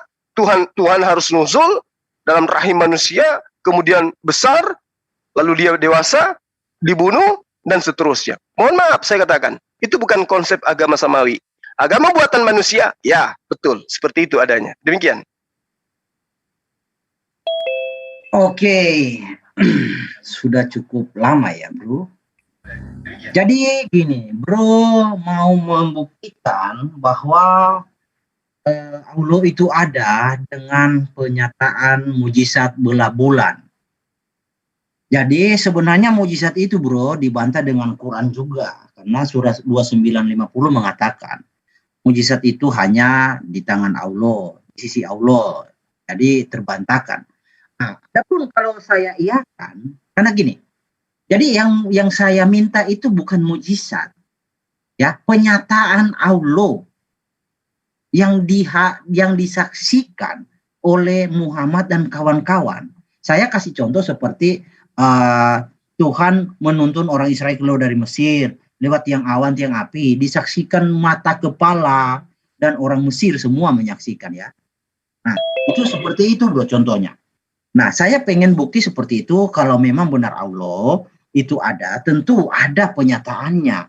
Kalau hanya sekedar bola bulan lalu dibantah dengan Quran, nah kita oke lah, anggaplah saya iakan itu bro. Ya, tapi secara fungsi Musa membelah laut supaya orang Israel keluar dari ada jalan karena dikejar oleh tentara Mesir kan, ada manfaatnya. Lalu Elia membangkitkan orang mati. Lalu Musa membelah gunung batu supaya akhirnya keluar kan orang Israel dapat minum. Lalu Musa membuat tongkat jadi ular itu supaya tujuannya menghardik karena mau mengapa Musa Firaun ya, itu semua ada tujuannya. Lalu gini bro, tujuan Muhammad belah bulan sekalipun itu benar, itu apa? Lagian kan nggak ada manfaatnya di atas sana, justru kalau memang bulan benar-benar terbelah, bahaya bumi kita bro, bisa dihujani meteor, ya kan bahaya. Nah itu mungkin dipikirkan bro, kedepannya dipikirkan. Jadi gini bro, kita ini membahas sesuatu yang sangat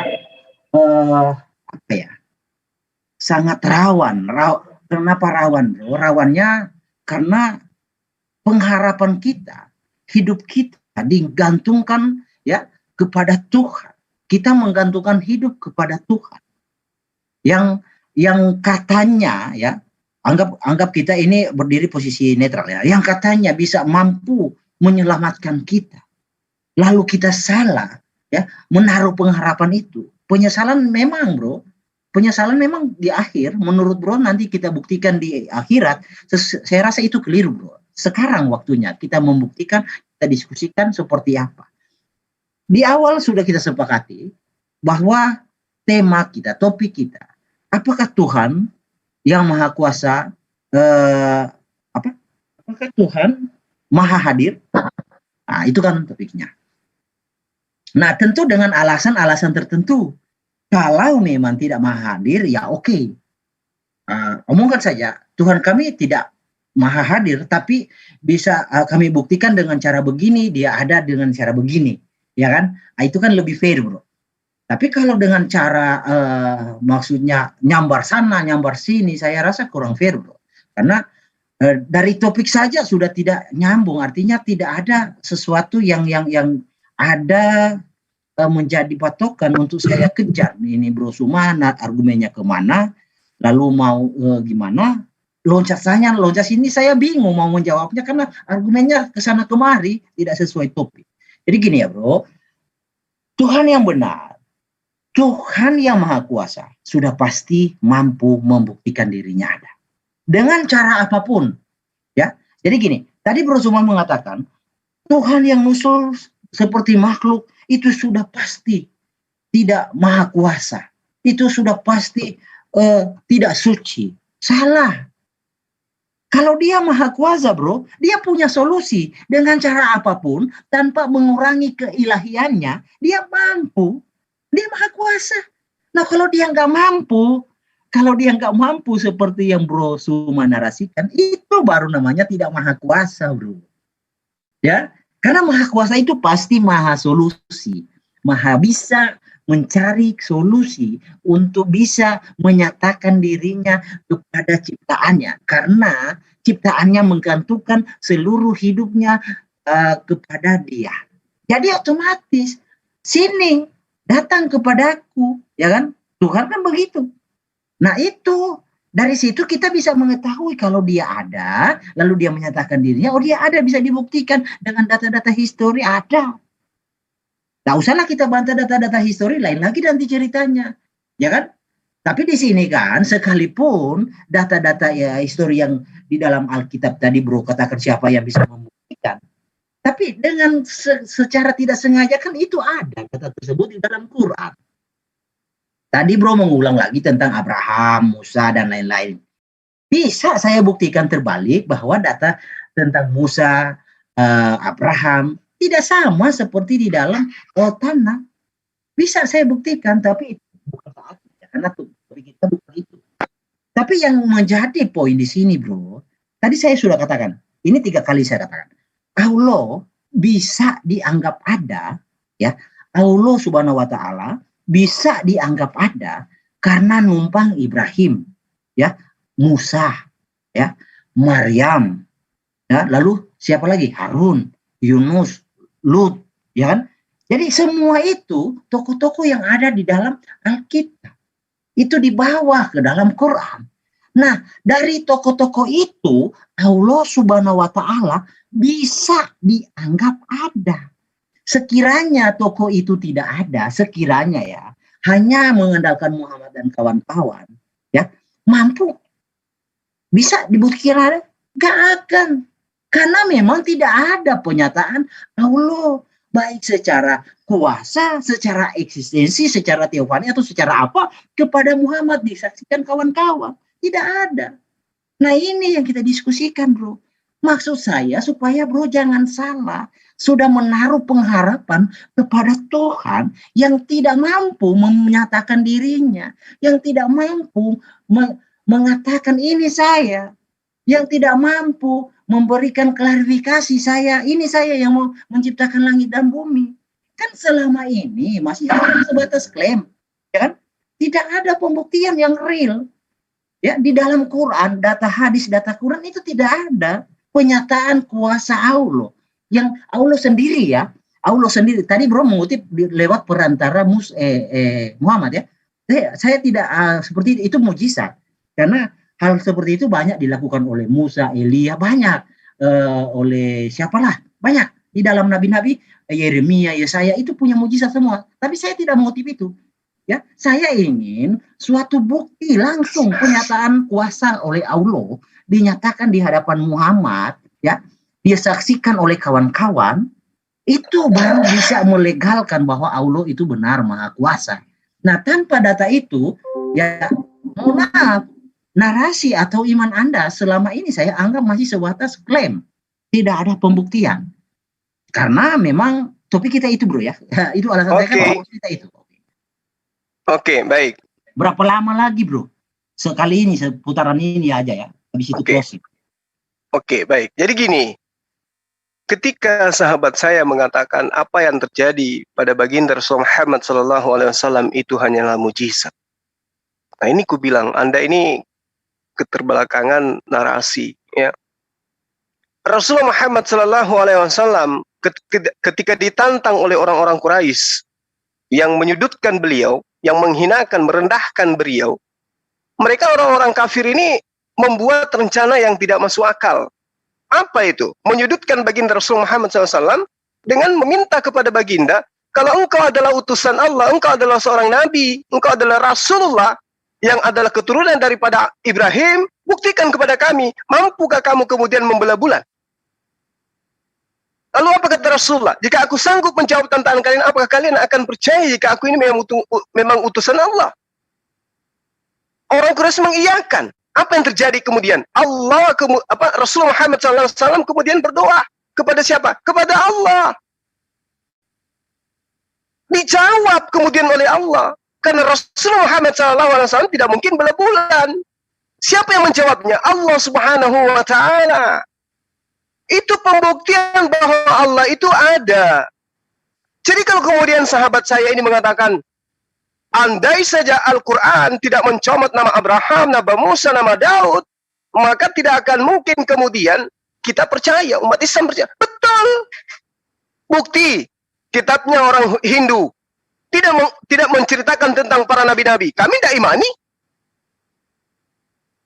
Yang kami imani adalah Al-Quranul Karim yang menceritakan tentang nabi-nabi yang diutus oleh Allah sebelum baginda Rasul Muhammad SAW. Yang perlu Anda pahami saat ini adalah, ya, Tuhan yang datang kepada baginda Rasul Muhammad SAW adalah menyatakan diri melalui perantaraan malaikat Jibril kepada baginda Rasul Muhammad SAW dengan hanya memberikan Al-Quran dan beberapa mujizat kepada baginda Rasul Muhammad SAW. Bandingkan dengan Tuhan Anda. Tuhannya Bani Israel yang adalah Allah yang maha suci lagi maha tinggi, Anda rubah menjadi manusia. Anda jadikan Tuhannya Bani Israel kemudian menjadi manusia. Lantas kemudian Anda mengatakan itu Tuhan itu ada. Lalu Anda mengatakan Tuhan yang benar itu adalah sama seperti Tuhan yang datang kepada Musa dalam bentuk tiang awan dan seterusnya. Lah, orang Bani Israel tidak ada yang percaya bahwa yang menjadi tiang awan itu adalah Hasem. Itu hanya semata-mata mujizat. Bagaimana kemudian pada diri baginda Rasulullah Muhammad SAW, kemana Rasulullah berjalan, ke situ awan bergerak. Dan itu hanya sebatas mujizat. Nah, kemudian ketika Tuhannya Bani Israel berubah menjadi manusia, yang rasional itu yang mana kira-kira? Tuhannya Bani Israel menyatakan diri kepada bangsa Arab dengan cara mengutus Rohul Kudus untuk mewahyukan Al-Quran. Atau Tuhannya Bani Israel datang kepada orang Romawi Yunani, menjelma menjadi manusia, dibunuh oleh manusia, digantung di atas pohon. Rasional mana coba? Jadi kalau Anda mengatakan kami hanya mengklaim Allah itu kudu menyatakan diri. Di dalam pernyataannya kemudian disebut wahyu. Yang Anda pahami Tuhan itu harus menyatakan diri dalam rupa manusia. Itu iman Anda. Tidaklah kemudian iman Anda itu yang harus diikuti oleh Allah. Tidak. Kalau ada Tuhan nusul menjadi manusia, baru dikatakan hadir, itu bukan Tuhan. Sekali lagi saya katakan, itu bukan Tuhan. Tidak ada nabi-nabi yang mengajarkan Tuhan bangkit dari kuburan. No.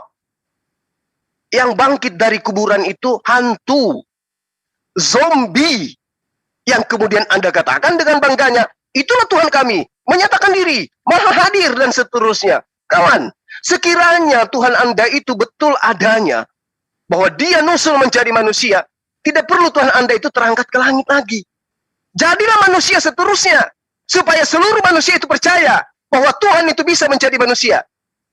Jadi manusia aja seterusnya. Tahun ini dia keliling di Indonesia, tahun depan dia di Jepang, tahun depan dia di Cina, tahun depan dia di Amerika, supaya seluruh bumi percaya bahwa ternyata Tuhan itu nusul menjadi makhluk. Tapi sangat disayangkan, nabi-nabi kami, termasuk Nabi Yesus, tidak pernah mengajarkan konsep seperti itu.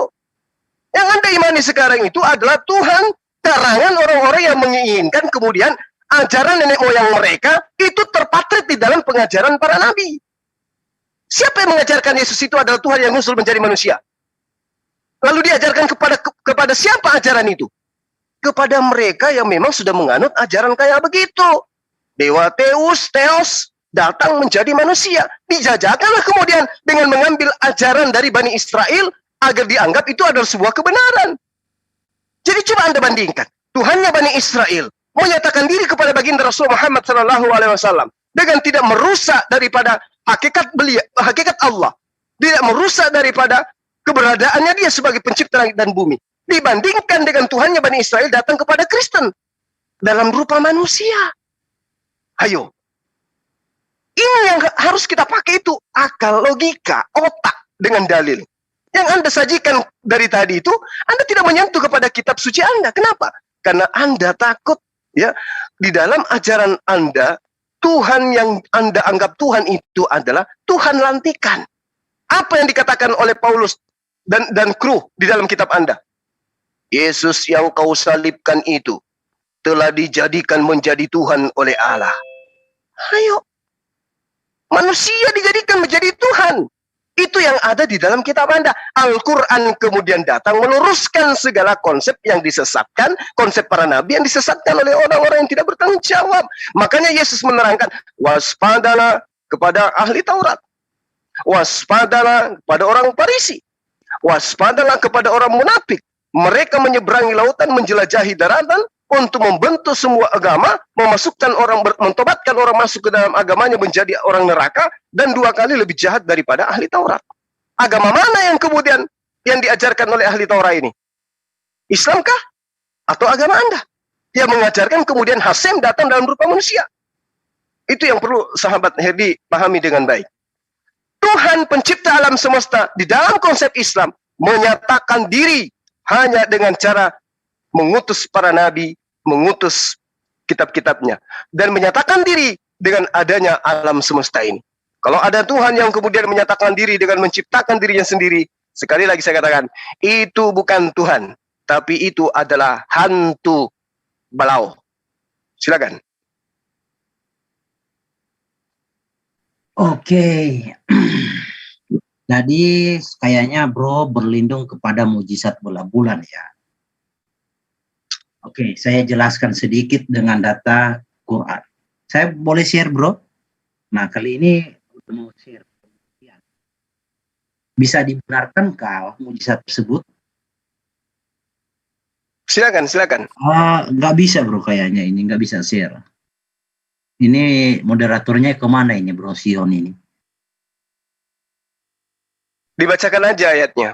Oke, sudah. Sudah bisa Bang, silakan. Surah 29. Ya, surah 29 ayatnya 50. Oke. Ya kan? Dan Ya, orang-orang kafir berkata, mereka kafir Mekah berkata, mengapa tidak diturunkan kepadanya mujizat dari Tuhannya?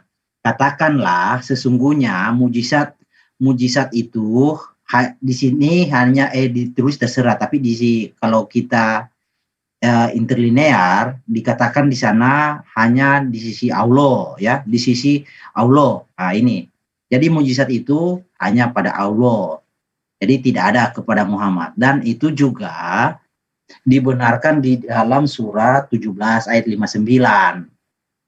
17:59. Oke, ya. Dan sekali-kali tidak ada yang menghalangi kami untuk mengirimkan kepadamu tanda-tanda kekuasaan kami, melainkan karena tanda-tanda itu telah didustakan oleh orang-orang dahulu dan telah kami berikan kepada Samud unta betina itu sebagai mujizat yang dapat dilihat dan mereka menganiaya unta betina. Ini sudah direm mujizatnya karena didustakan. Jadi kayaknya pembuktian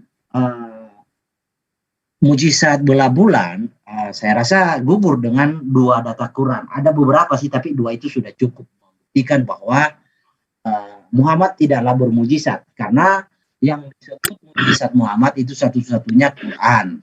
Di dalam Quran, ayat Quran yang menyatakan itu. Nah, lalu mujizat Quran itu, apakah Quran itu mujizat? Tentu bukan mujizat, sebab Quran yang kawan-kawan imani ya itu nanti dibukukan oleh Utsman, ya kan? Kalau itu memang mujizat itu Quran itu Muhammad, tentu sudah ada di zaman Muhammad. Nah, ini sesuatu yang ya siapa yang menyangka kan si Utsman atau si apa penghafalnya hilang 1 huruf atau hilang 1 ayat, ya kan nggak ada yang bisa mengklarifikasi itu. Sedang di satu sisi Allah tidak mampu membuktikan dirinya ada, bahkan Jibril pun hanya dikenali oleh Muhammad. Nah, ini sangat sulit untuk membuktikan keabsahan bahwa Allah itu Tuhan yang benar-benar maha kuasa. Nah, berhubung karena topik kita adalah apakah Tuhan maha hadir, ya, dalam hal ini kan memang sudah panjang, sudah hampir berapa jam ya, bro. Ya, saya tidak bermaksud untuk merendahkan agama Islam, bukan. Dari diskusi yang sudah alot ini, udah panjang ini, tidak ada pembuktian. Artinya Allah bisa kita ini saya langsung closing aja, bro. Habis itu bro semua closing ya, boleh ya? Iya, silakan. Bisa dikatakan bahwa Allah itu tidak maha hadir. Ya, dengan topik ini Allah apa ya? Saya akan pilih kata supaya tidak terlalu seram ya. Maksudnya tidak sesuai lah dengan topik ini karena memang tidak ada pembuktian bahwa Allah itu maha hadir. Artinya maha bisa membuktikan dia ada, karena memang data-data Quran maupun data-data hadis tidak melengkapi itu. Artinya tidak mendukung topik kita, topik yang saya buat ya. Karena memang Allah seperti itu ya, apa boleh buat, saya nggak bisa maksa dalam hal ini, bro, karena memang itu adalah iman Anda. Tapi yang saya harapkan ya, kita bisa menggunakan apa yang namanya logika dasar lah untuk memahami Tuhan, karena ya Tuhan yang benar, Tuhan yang maha kuasa itu tidak akan bisa. Ini logika dasar ya. Tuhan yang maha kuasa, Tuhan yang benar, tidak akan bisa dijangkau oleh akal manusia, atau manusia tidak akan bisa mencari Tuhan dengan kemampuan manusia. Itu logikanya. Nah, dengan cara itu tentu kita akan bertanya, lalu bagaimana kita bisa mengenal Tuhan? Nah, di dalam iman kami, bukan manusia yang mencari Tuhan, tetapi Tuhan yang menggapai manusia. Sehingga manusia bisa mengenal siapa penciptanya. Nah, itu bukanlah sesuatu yang dikatakan sesuatu yang tidak mungkin. Ya, itu sesuatu yang sangat mungkin. Karena memang pahamnya harus seperti itu. Logikanya harus begitu. Karena tidak mustahil manusia bisa menggapai Tuhan. Yang ada Tuhan yang menggapai manusia. Jadi dengan adanya Tuhan memperkenalkan diri, menggapai manusia, disitulah manusia bisa kenal, bisa mengetahui siapa penciptanya, siapa Tuhannya. Tanpa ada Tuhan yang menggapai manusia, nggak akan bisa dikenal. Adapun narasi-narasi saya mengenal ini dan ono, mengenal Tuhan yang ini dan itu hanya sebatas klaim. Ya, nanti kasar-kasarnya kawan-kawan bayanginlah apa kasarnya dari klaim, ya kan? Itu hanya sebatas narasi atau klaim, pembenaran sepihak. Artinya tidak ada konfirmasi dari yang bersangkutan dalam hal ini yang dianggap maha kuasa. Ya kan? Tidak ada konfirmasi. Konfirmasinya apa? Nah, harus lihat ini, alam tidak mungkin. Iya, betul. Alam jadi begitu, tapi bukan sedikit Tuhan yang ada di dunia ini. Banyak narasi-narasi Tuhan, banyak agama.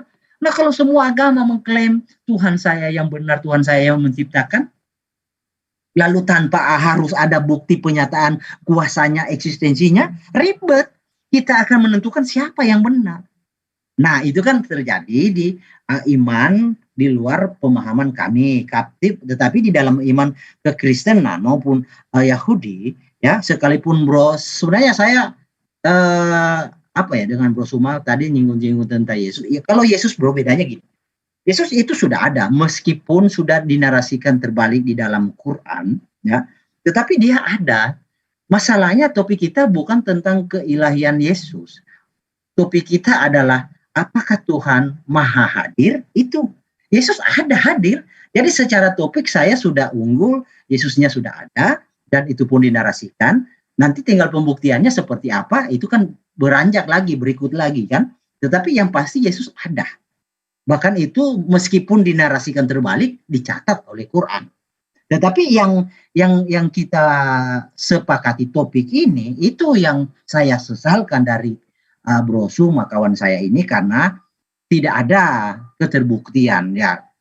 Lalu seperti apa ke depannya, ya saya tidak bisa mengintervensi terlalu jauh, karena memang itu sudah pada ambang level teratas bahwa Allah memang tidak bisa dibuktikan secara eksistensi, atau Allah tidak bisa didebatkan atau didiskusikan secara eksistensi, karena itu hal yang tidak mungkin bisa dibuktikan. Sekian bro, silakan. Jadi bro, mohon maaf ya jika saya ada sesuatu kata yang salah, saya minta maaf, karena ini hanya sekedar diskusi. Kita belajar dari diskusi, dengan diskusi yang santun seperti ini, ya kita belajar sama-sama. Silakan bro. Baik. Jadi nggak apa-apa Bang Herdi, nggak masalah, karena memang pandangan kita terhadap Tuhan itu beda. Kalau pandangan umat Islam, Tuhan itu bukan makhluk. Kalau pandangan Anda, Tuhan itu makhluk. Sehingga Tuhan yang bukan makhluk ini, Anda inginkan menjadi makhluk. Dan Anda akan kesusahan di situ. Karena sesuatu yang bukan makhluk, Anda inginkan menjadi makhluk. Buktinya, Anda ingin maha hadir itu maksudnya ada. Bisa dilihat. Bisa kemudian dia pernah duduk sama-sama manusia, makan dengan manusia, dan seterusnya. Nah, ketika Anda mengatakan Anda menang karena Tuhan Anda hadir, yang sayangnya cuma hadir 30 tahun. Sementara Tuhan kami kekal selama-lamanya. Dan ketika Tuhan Anda hadir, dia mengaku diutus oleh Tuhan. Dan sayangnya Tuhan yang mengutusnya itulah Allah. Gitu loh. Itu yang mesti Anda pahami dengan baik. Ketika Yesus datang, dia mengaku diutus.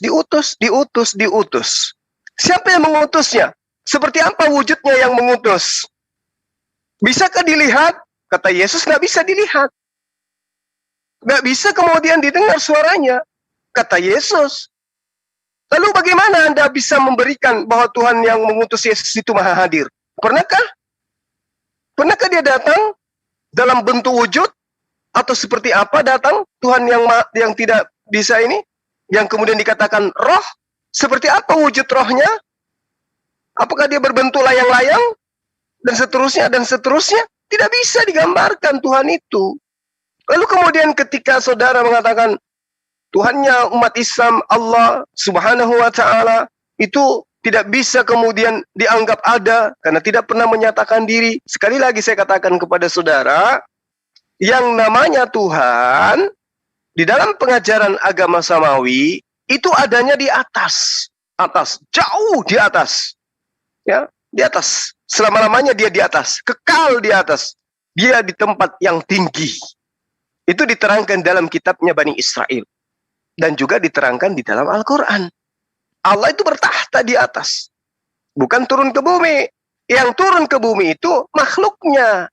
Malaikat-malaikatnya. Utusan-utusannya kemudian. Yang mengaku sebagai Allah di tengah-tengah manusia. Karena mereka sedang membacakan firman Tuhan. Jadi kalau Anda mengatakan Allah itu tidak ada, itu lagi yang saya katakan tadi. Anda menginginkan Khalik itu menjadi makhluk. Anda menginginkan pencipta langit dan bumi ini menjadi makhluk. Itu tidak bisa. Kalau ada Khalik yang bisa dilihat oleh mata, itu bukan Khalik itu makhluk.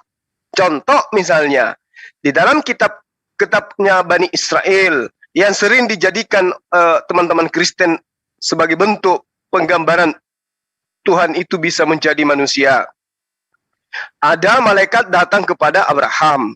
Kemudian Abraham meminta istrinya Sarah menyiapkan makanan. Yang makan bersama dengan Abraham itu diimani oleh orang Kristen sebagai Tuhan. Laki-laki di situ yang 3 datang kepada Abraham diimani sebagai Tuhan. Bagaimana pemahaman sang yang mempunyai kitab? Tidak dipahami seperti itu. Yang datang kepada Abraham itu adalah malaikat. Berbeda kemudian konsep. Yang datang kepada Bani Israel, sebuah pengajaran telah lahir di tengah-tengah kita, Raja yang perkasa, Allah yang kekal, penasihat ajaib. Bagi Bani Israel itu adalah kisah tentang raja mereka. Tapi ketika datang kepada ajaran Kristen, yang ada di situ, Yesaya 9 nomor 6, itu diimani sebagai Yesus yang datang menjadi manusia. Salah konsep. Jadi kalau Anda membanggakan diri Tuhan kami di dalam pengajaran Yahudi, oh salah itu bang. Itu nggak seperti itu Tuhannya Bani Israel. Kristen Tuhannya beda dengan Tuhannya Bani Israel.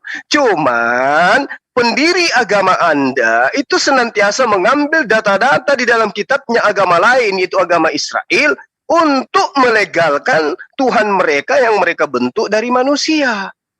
Makanya saya katakan tadi, Tuhannya Bani Israel datang kepada baginda Rasul Muhammad SAW lewat perantaraan Roh Kudus, menyampaikan Al-Quranul Karim untuk kemudian meluruskan ajaran yang datang terlebih dahulu yang dibengkokkan oleh orang-orang terdahulu, atau Tuhannya Bani Israel datang ke dalam rahim manusia, dilahirkan menjadi manusia, digantung di atas salib, lalu kemudian dibunuh oleh manusia. Bandingkan yang mana yang rasional. Tuhannya Bani Israel tidak bisa dimanifestasikan seperti apa bentuknya. Begitu juga Tuhannya umat Islam. Tuhannya Bani Israel begitu nusul ke Tuhannya Kristen menjadi manusia dia. Padahal diterangkan dalam Yesaya 43 nomor 10, tidak ada Tuhan yang dibentuk sebelum aku dan tidak ada Tuhan yang dibentuk setelahku. Kristen membentuk Tuhan dalam rupa manusia. Sehingga bangga. Oh Tuhan kami ada, Tuhan kami maha hadir. Buktinya pernah menjadi manusia. Tuhan kami pernah menjadi tiang awan. Tuhan kami mengklaim Tuhannya orang jadi tiang awan, padahal yang punya kitab tidak mengimani seperti itu. Anda memang berasa di atas angin. Karena maha hadir yang Anda maksud itu pernah datang ke muka bumi, makan, tidur, dibunuh. Itu yang Anda maksud maha hadir. Sementara di dalam Islam, maha hadir yang kami pahami itu adalah keberadaannya kemudian meliputi langit dan bumi. Walillahi ma fis samawati wa ma fil ard wa kana Allahu bikulli syai'in muhita. Demikianlah Allah, apa yang ada di langit dan apa yang ada di bumi, dan mengetahui dan pengetahuannya meliputi segala sesuatu. Jadi tidak perlu Tuhan kami itu nusul menjadi makhluk, nggak perlu. Nggak perlu Tuhan kami kemudian muncul di muka bumi ini, pinjam gunting untuk mencukur bulu paha. Itu tidak dianut oleh ajaran kami. Saya kira begitu, Bang Herdi. Terima kasih banyak atas pemilihan tema yang Anda bawa pada malam hari ini. Yang pada intinya, sahabat-sahabat Kristen silakan beriman dengan konsep agamanya. Yang Islam silakan beriman dengan konsep agamanya. Masing-masing kita menjabarkan tentang Tuhan yang kita imani, terkait dengan apa yang kemudian menjadi tema malam hari ini. Mudah-mudahan bisa membukakan hati kepada siapapun yang bisa memahami dengan akalnya bahwa Tuhan itu bukan makhluk, sehingga dia harus menyatakan diri menjadi manusia dan seterusnya. Saya kira begitu, sahabat-sahabat. Terima kasih Bang Herdi atas waktunya, dan juga teman-teman yang ada. Ya, Bang Herdi, makasih. Bro, kalau bisa besok kita diskusi lagi. Boleh. Oke, tema. Kalau nggak bosan dengan saya, di sini banyak pemateri, ada. Oh, nggak apa-apa. Saya sukanya orang yang ini ya nyambung, maksudnya nyambung bukan apa ya, Bro? Ada Akhi Farhan juga ada di sini. Nanti kan salah ngomong juga Ada kalau Dinda Kores. Bro Farhan tidak bisa kendalikan emosinya, Bro. Saya nggak sanggup.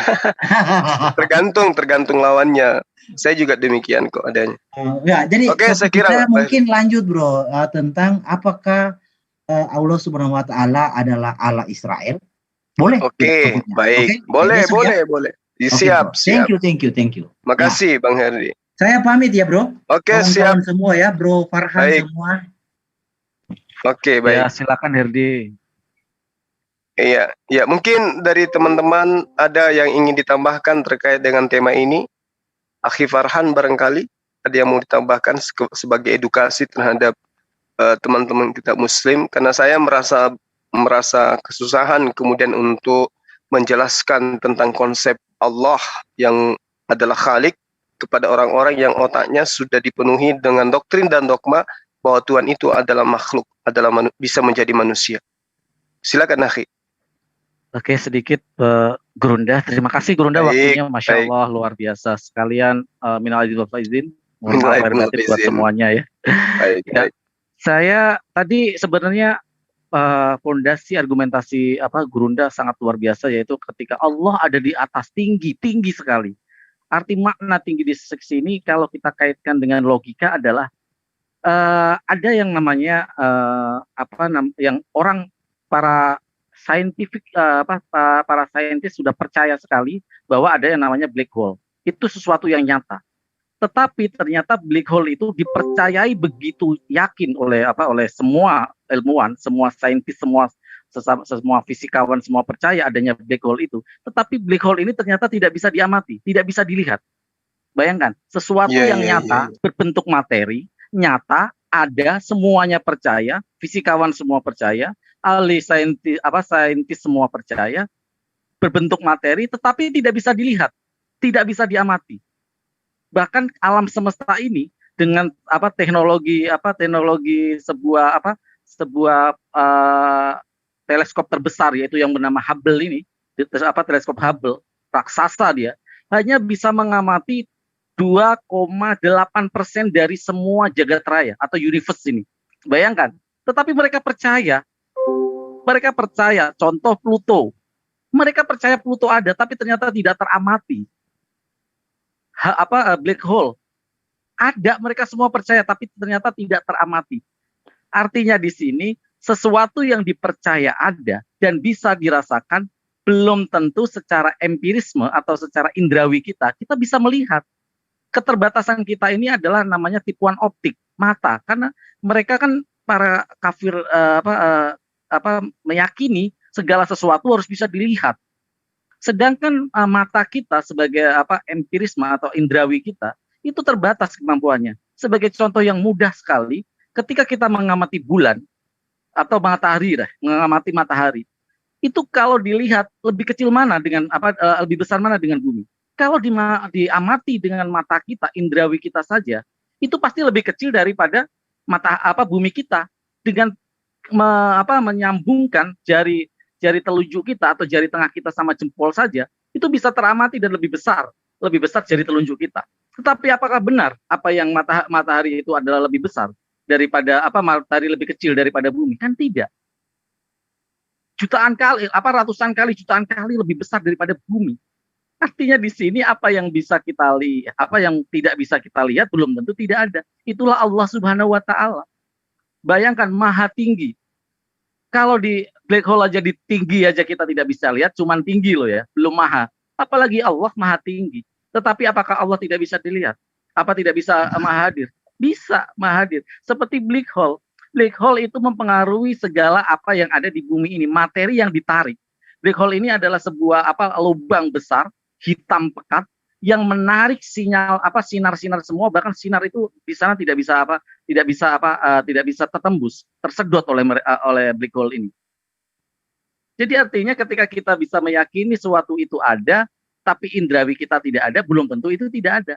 Allah seperti itu. Allah tidak bisa kita lihat, belum tentu tidak ada. Yang kita lihat ciptaannya. Black hole yang kita lihat adalah dampak dari apa yang dialami oleh black hole, yang menyapu semua planet-planet yang mati, semua planet-planet yang mati itu masuk dan terperangkap di dalam black hole dan tidak bisa keluar lagi, dan materinya tuh terekstrak dan masuk menjadi melebur di dalam black hole itu. Mungkin itu Masya Allah. Saya yang bodoh ini, Guru. Luar biasa. Satu ilmu yang pendekatan ya, pemahaman logika dengan sains luar biasa, akhi. Ya, jadi benarlah ya bahwa apa yang kemudian diterangkan oleh Al-Quran tentang mereka itu tidak diragukan kebenarannya. Mereka nggak pernah berpikir, ya. Mereka nggak pernah kemudian beriman tentang apa yang kemudian diajarkan, disampaikan oleh para nabi. Yang dimaksud beriman itu kan sesuatu yang tidak nampak oleh mata lalu kita imani, itu beriman. Jadi kalau ada kemudian Tuhan sudah datang ke muka bumi, itu bukan beriman lagi. Ya, karena sudah nyata. Sayangnya, Saudara Herdi ini tidak bisa membedakan antara Khalik dengan makhluk. Dia bangga membawa tema ini karena Tuhannya pernah nuzul. Malah itu adalah tertawaan bagi orang-orang yang berpikir. Ya, saya kira begitu, sahabat-sahabat. Sekali lagi terima kasih Akhi Farhan. Sehat selalu, dan juga teman-teman yang lain. Mungkin ada mau ditambahkan lagi, Dinda Kores? Dinda Kores? Atau yang lain?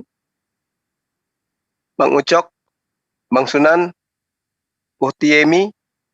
Kian Santang? Bang Erwin? Oke. Ya, silakan Bang. Menambahkan dalam materi, tapi dalam rangka kita menyambut Hari Raya Idul Fitri. Dan malam ini adalah malam istimewa. Mari kita kumandangkan takbir Allahu Akbar, Allahu Akbar, Allahu Akbar.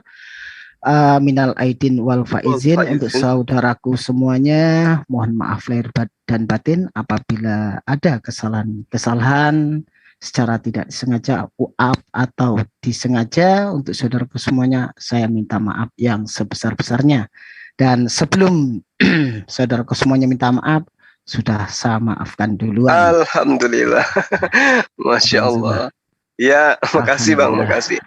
Ya, saya demikian adanya mewakili teman-teman di ZZZ dan MMCI dan juga teman-teman yang ada di room Zoom ini, ya, meminta maaf yang sebesar-besarnya kepada semua netizen yang ada di luar, di semua channel-channel Muslim, ketika selama keberadaan kami ya sebagai wakil antum semua untuk dialog dengan teman-teman Kristen, ada perilaku kami, ada tindakan, ada kalimat, ada kata-kata yang mungkin tujuannya hanya bergurau, tetapi itu berbekas dan membuat netizen tersinggung atau merasa tidak enak. Kami mohon maaf yang sedalam-dalamnya.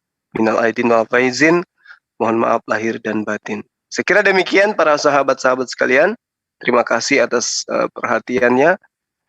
Subhanakallahumma wa bihamdi asyhadu an la ilaha illa anta astaghfiruka wa atubu ilaik. Assalamualaikum warahmatullahi wabarakatuh. Salam satu Tuhan. Allahu Akbar.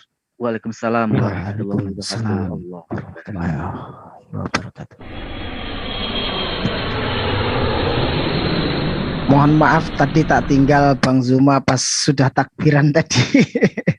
Oh iya, tadi juga saya pamit ke bawah, ya lihat ponaan di dapur. Tidak naik lagi, pas masuk udah selesai takbirnya. Ada Ustadz Alwan naik, sebenarnya mau lanjut pas